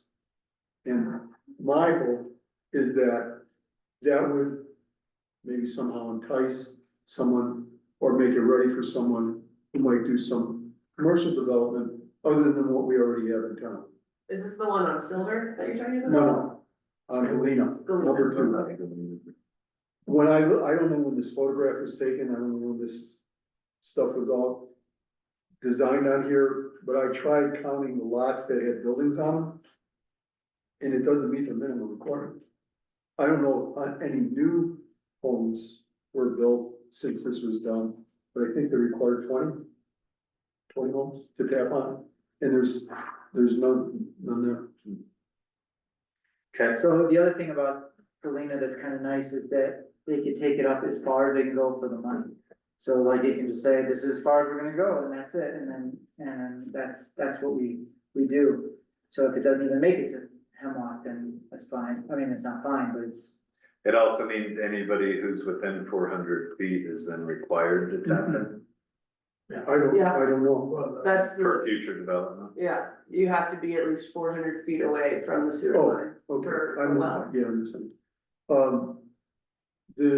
I don't recall, I have it somewhere, what, the per foot cost of the Living Wisdom Project sanitary sewer extension is. And it's less in feet here, but it was a big hunk of money.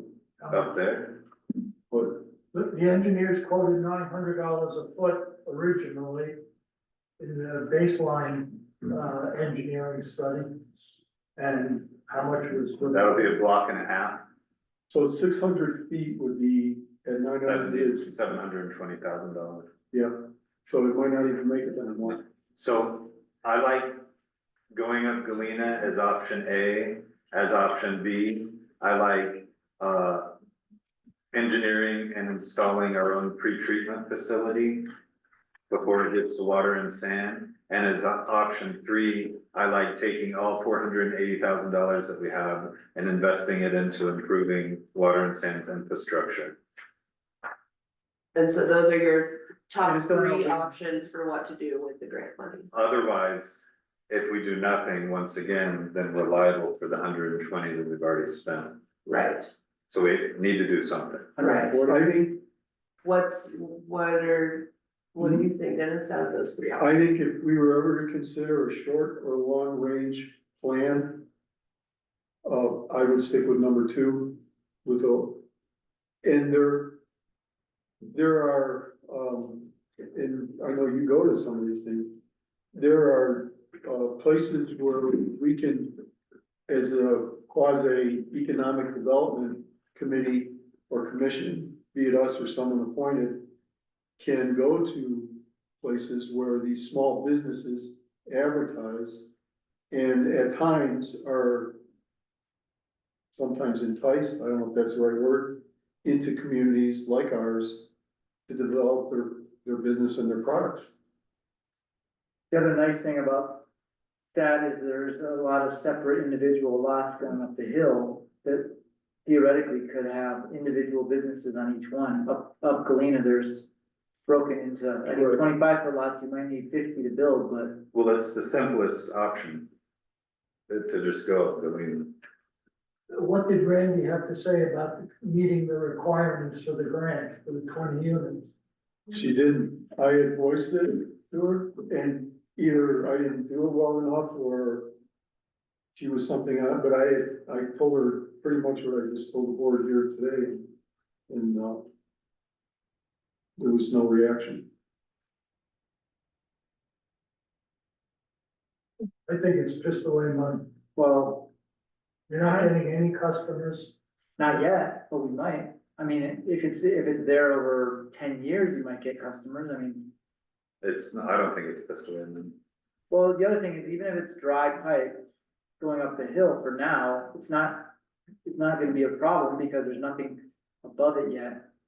That, What do you think? What do you think we should use it for? If you can give it to the Baca, okay, it's the only solution I see that makes any sense, and I don't think you can do it unless Randy says you can, because it's a federal grant, and you said you were gonna get 20 people hooked up to it. That was one of the deliverables. If you're not delivering that, then it's fraud, okay? Well, That should be looked. fraud is a very specific word, Warren. So changing the plan is not necessarily fraud and working with what we have to work with based on previous mistakes. And Randy did say she thought we could possibly give it to Water and Sand. Okay. What, a question and a comment. We talk about budget and we talk about the expense and in trying to control the expense, but we never, ever talk about a proactive measure to try to attract business into our town. I've not heard it since I've lived here. I've not heard it since I've been on the board. I've not, and I think this is an opportunity to do that. I think you're right. And I think running it up Galena is the simplest and most forward-looking. Well, I think it's the simplest option and that it does have some forward-looking elements to it. Yeah, I do, the pre-treatment definitely satisfies some different types of needs we have for our water and sanitation, but I agree with what you're saying. This expands opportunity and, there might be 20 taps on Galena that we would eventually get. It doesn't mean that we're gonna get it right away. There's no way, even with the plan that we had, that we were gonna get 20 taps. So they approved that without even having 20 taps. I mean, I remember specifically that for some reason with Crestone specifically, they were not worried about how many taps we got. I don't know why that was the case, but I clearly remember her saying this grant normally is set for 20 taps, but for some reason Crestone didn't have to come up with that number, and I don't. That's 6,000 feet of pipe. Originally, yeah, and there's no way we're even gonna get close to that right now. Well, it was a huge project. Kissen's got her hand up. So when we had gone over these options before, we were solution. As Adam said, going up Galena is kind of forward looking, but I also wonder, how long before anybody actually plugs into that system. I'm not opposed to it, I'm just looking at options.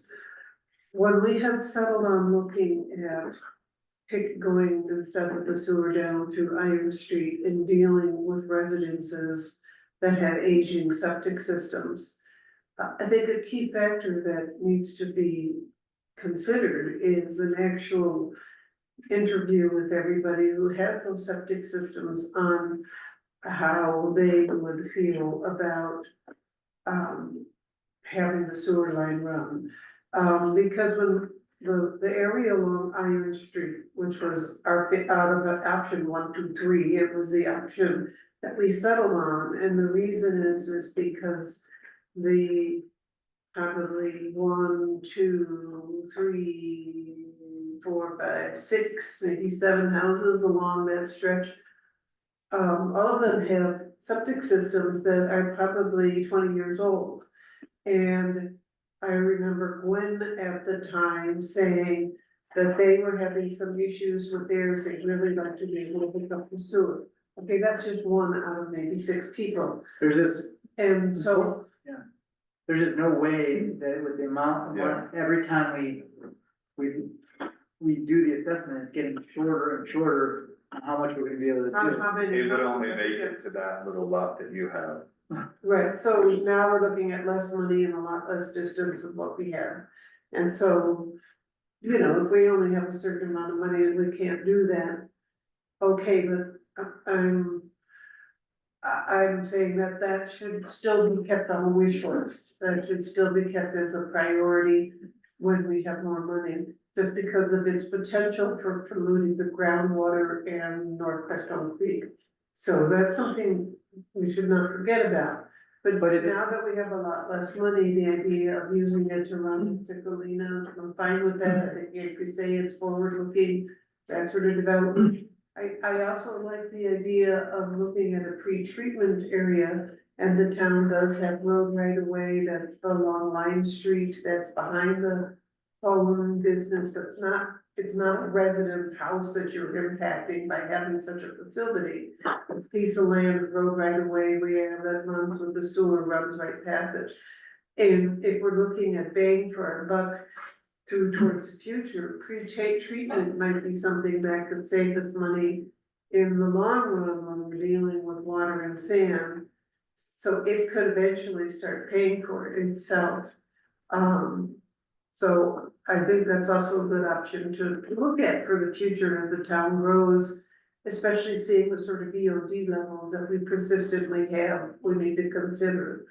The other thing I think the town really does need to think about is, and maybe this is off subject, but the commercial lots that we have going up the hill predate, like God, probably 1940s or 50s or something, when Galena Street, which is 80 feet wide, historically is wider than everything else because that street went up to the town of Teton, and the development of the town was looking at historically that the railroad on one end of Galena and Teton on the upper end of Galena made that 80 feet wide to be like the main commercial district.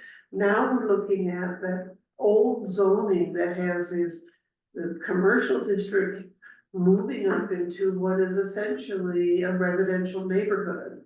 And so you're bringing commercial impact into a residential neighborhood.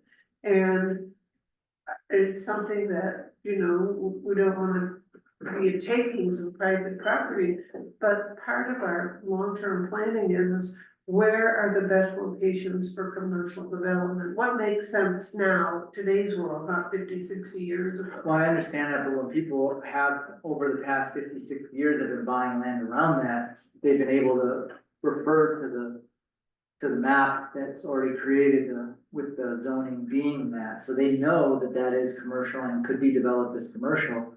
And I think people have paid more of a premium for that land because it's commercial, but to try to take that away might be, to try to switch it back to residential, you know, I don't think. Right, and so I don't think I'm not saying that's, you know, that's even something that, like you say, a person invested with that being in mind. But I think how it's developed is something that we have to pay attention to. I agree. And if that looks like where we could spend our money on sewage, that would be effective.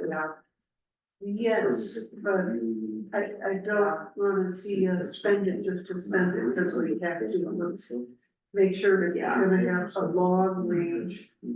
What's our best benefit when we're looking long term? Is it to extend the sewer line or is it to look at a pre-treatment facility? Both. Well, I don't know if we can use the grant necessarily for pre-treatment. Do we ever talk to Randy about that? Pre-treatment is extremely expensive. Yeah. 480,000, Pardon me? 480,000. I don't think you could build a system, So then, a pre-treatment facility and man it.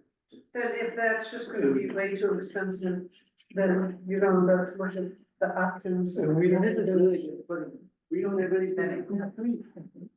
that's all it is. I mean, Pre-treatment is for factories and And if going up Galena Street will allow more either homes or businesses to be developed.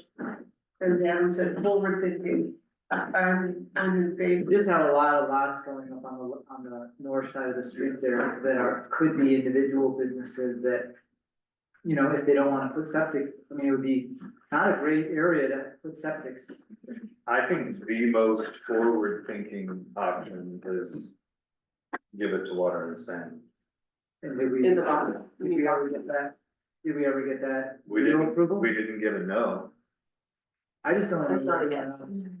yes. To give it to water and sand as part of their future treatment expansion. I would say it's part, I think it needs to be as part of their immediate, repairs, maintenance, expansion, improvements. So they would have to spend it now, and I'm sure they could. And I And think would that, that count towards our share of expanding their facility? It would Oh, I have think that's to. a brilliant idea. I mean, I really do, I think it's a brilliant idea rather for us than spend the money because we have to on something we don't have necessarily an immediate need on. So do you, But will go towards our own share of their expansion. in our next 20-year relationship. no, it's gonna be yes or no from range. Yeah. And I think if it's a no, then the next best option is the Galena expansion. But yeah, I mean, it gets, you know, it gets two birds stoned to get ruled. Can we No, go? I think Yeah. that so, makes sense. that was good. If you want, we can come back to this. I think we should put it on the agenda for the next meeting. I'll talk to Randy. Okay. And get I'm gonna ask if we can transfer the leftover remaining funds to the water and sanitation district. And then it'll save us a lot of headache, that's for damn sure. Make the budget easier. Huh? Yeah.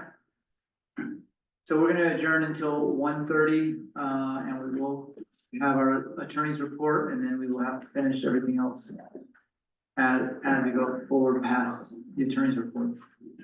So, and then 3 o'clock, we're gonna meet with Living Wisdom, so you ready? Thank you.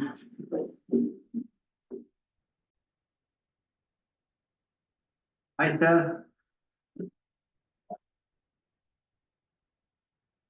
1:33, and we are back in session.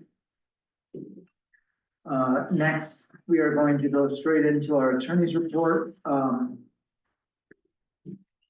And start with your agenda, Seth, and what you're, we are gonna only do one executive session with you, which is the attorney-client privilege. So I don't know if you want to just go straight into that, or if you want to take care of the other stuff first and then go into the attorney's or the executive session after that. Mayor, if you don't mind, I may have a few things to add about our minutes in this agenda. And then if possible, we could do the attorney's report and then those executive sessions. Okay, sounds good. Okay. So we're on the record. We're on the Recording record. started. Correct. Okay. Mayor, I would ask that we edit the current agenda to include even a sentence, just some additional information related to the 2 executive sessions. And that would be for identification purposes of the subject matter for those executive sessions.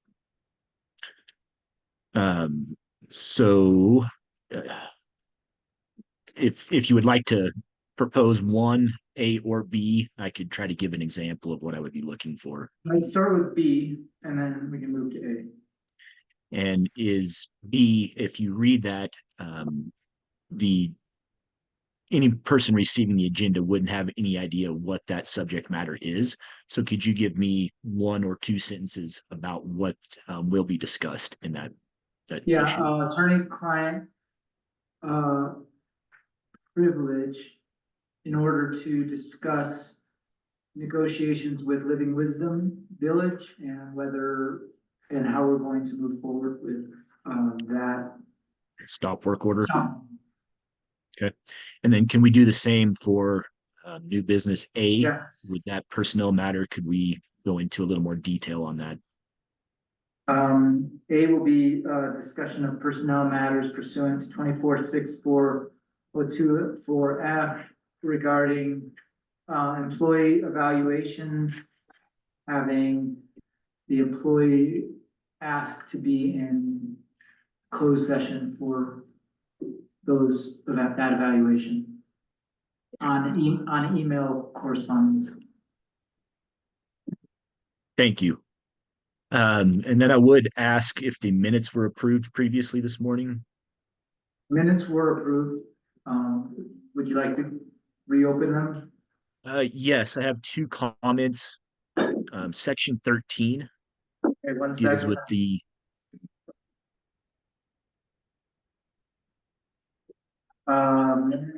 On which, we had 2 minutes, we had the 9 and 9:23. I believe it was the 9-9, the Okay. first session. Is this the bankruptcy thing, Seth? Yes. Yeah, that, we already adjusted that. Okay. And then also in section 13C and D, those were executive sessions also. I would ask that the minutes reflect the same as I requested for these agenda minutes, a sentence related to the specific subject matter that was discussed in those executive sessions. Okay. Do you want us to do that now? If we could just update those minutes and then possibly reapprove those minutes. Amend the minutes from September 9th. And this amendment is in open session with our attorney or something like that, because it was his request to reopen them. So we can amend them on. So we should make a note that it was the attorney, the reason why we're reopening these minutes. All right. As per the attorney's advice. Yes, there you go. I second. More discussion? All in favor? We could just put the actual amendment to those executive session titles on the record, and then that would be reflected in our minutes also. Okay. So do you have that, Ariel?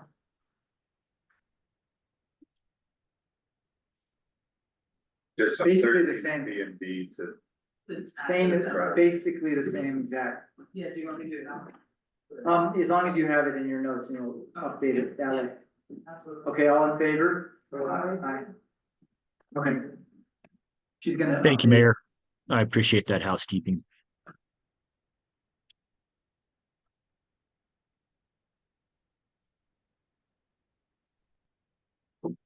I'll jump in with my report. Last week was fairly busy with the town. I submitted a invoice for 15 hours of work. That's due to the fact those go out at the beginning of the month. I actually did have 18 plus hours of work for the month of September, but I at this time am not planning to ask for an addition or a change to that invoice that was submitted. I just would like the board to know that I am putting in time and I am working for the town. I know there was a request to have that itemized invoice, and I will provide that to the town when I have that done. But I did the math this week and it was over 18 hours. So Wow. just thank you, Well, heads up on that. So thank you, Seth. We did have a discussion about that, and our budget kind of lays out. We're we're still working on the budget, but we're realizing that we're still coming up kind of short, and so we're trying to just keep it right now with you for the, 10 hours, and then if we have, a real busy month, we can pay you for the overtime if need be, but it's kind of like, until we get this really lined out, right now, we have to stick with those 10 hours. And hopefully Okay. that'll. And this is just my report, so that the mayor and the board are aware of that. I believe we discussed it during our agenda meeting, just trying to bring it up again, so. Thank you. Thank you for doing the extra work. I know it's a lot, and hopefully we'll be getting through some of the stuff that we've been working on, and it'll slow down a little bit for us. I doubt it, but maybe. Some things slow down, some get busier. In the attorney's report, my item A, is just one more thing that's an example of getting busier. Natural medicine regulation. The citizens of the state of Colorado had voted affirmatively to now allow natural medicines to be legalized in the state of Colorado. This was through Senate Bill 23-290 that has been signed. And then I may mess up some of these names, but cyclosilibin, ibogaine, there you go. Mescaline and DMT are among a few of the items that will be legalized in the state of Colorado, January 1, 2025. These have some very similar licensing requirements to the marijuana licensing that goes on in the state of Colorado. The Department of Revenue will license and regulate natural medicine businesses, healing centers, cultivations, manufacturers, testing facilities, and their owners and employees. DORA will regulate and license facilitators of natural medicine services. And the DOR will license, sorry, that's a duplicate. The DOR, once again, will license and regulate the natural medicine businesses. Unlike the legislation that legalized marijuana in the state of Colorado, there is no opt-out provision for towns, cities, or counties. So I will be working with the clerk, and also I'd like to reach out to our planning and zoning on a draft resolution. And I do need to get some feedback from the town. What I am currently working on is a resolution that will state or show areas of the town where a licensee could apply for a facility within town. Without regulation by the town, an applicant would not be restricted on any placement of the facility other than it is what in the state license restrictions. The current state license restrictions are distance restrictions only. Those are that a license may not be issued within 1,000 feet of a licensed childcare center, preschool, elementary, middle, junior, or high school, or a residential care facility, or if not permitted by local zoning. It goes on to state that local jurisdictions may vary the distance restrictions, and they in fact may eliminate the facilities from those restrictions. So what the town would be able to do is kind of detail where a facility could be placed, if that's what the town wishes. A lot of towns that I am working with are trying to put that in their business district, trying to keep their residential separated from businesses again. But once again, this is a proposal, just something I'm trying to bring before the board. I do think that P&Z will be contacting them and trying to attend one of their upcoming sessions so that we could have a draft resolution before the town if P&Z approves that. That is just the heads up on natural medicines that I wanted to bring up. My next point is that I do see we have an agenda item with Sean, and then I hope I can get this name right. Manicus? Manakis. Okay, well, I will hope to say that better each time. Has a letter of intent on the agenda. The town did at their September meeting, passed a resolution stating that they would appoint a trustee, and there is a 60-day time limit to do so. So we're approximately halfway through that. I'm just trying to keep that on the board's mind when we get to that business item. We postponed it so that we had a little time to for our clerk to put up some more some advertisements and see if we can get another couple interested parties, and then we're gonna come back to it on the next halfway meeting on the 28th. So I would ask you to take some action on the 28th. I do believe our November meeting would possibly put us slightly over that 60-day requirement. And if that individual is appointed, will somebody there be doing the oath? Our clerk will do the oath. Great, just following up on that. I saw that in our minutes also. With everything else on the agenda, the natural medicines was really what I wanted to bring up. I have comment on other agenda items, but those are further on our list and on our agenda. So Mayor, that is actually my attorney's report. Right. So now I think we should go into, I'll make a motion that we go into, executive session. I move we go into executive session, for conference with our town attorney for the purpose of receiving legal advice on specific legal questions under CRS section 24-6-402-4B. In regards to the Living Wisdom Village stop order and setback issues. Anything else? The second. Second, Adam? All in favor? Aye. Aye. And so we are going to shut down this recording, start a new recording. Thank you, Warren. I'm just gonna ask how long. Probably 45 minutes. 15.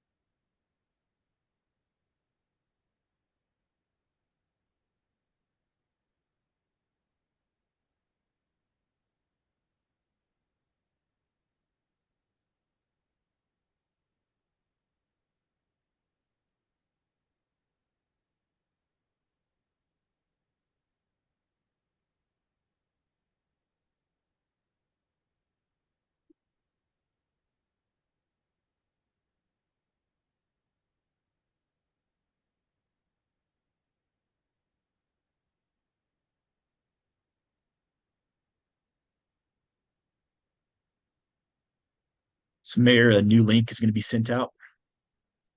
Yes. We'll send him a quick new link or transfer him or just exit. Yeah, I'll send it. Are you gonna get it right away?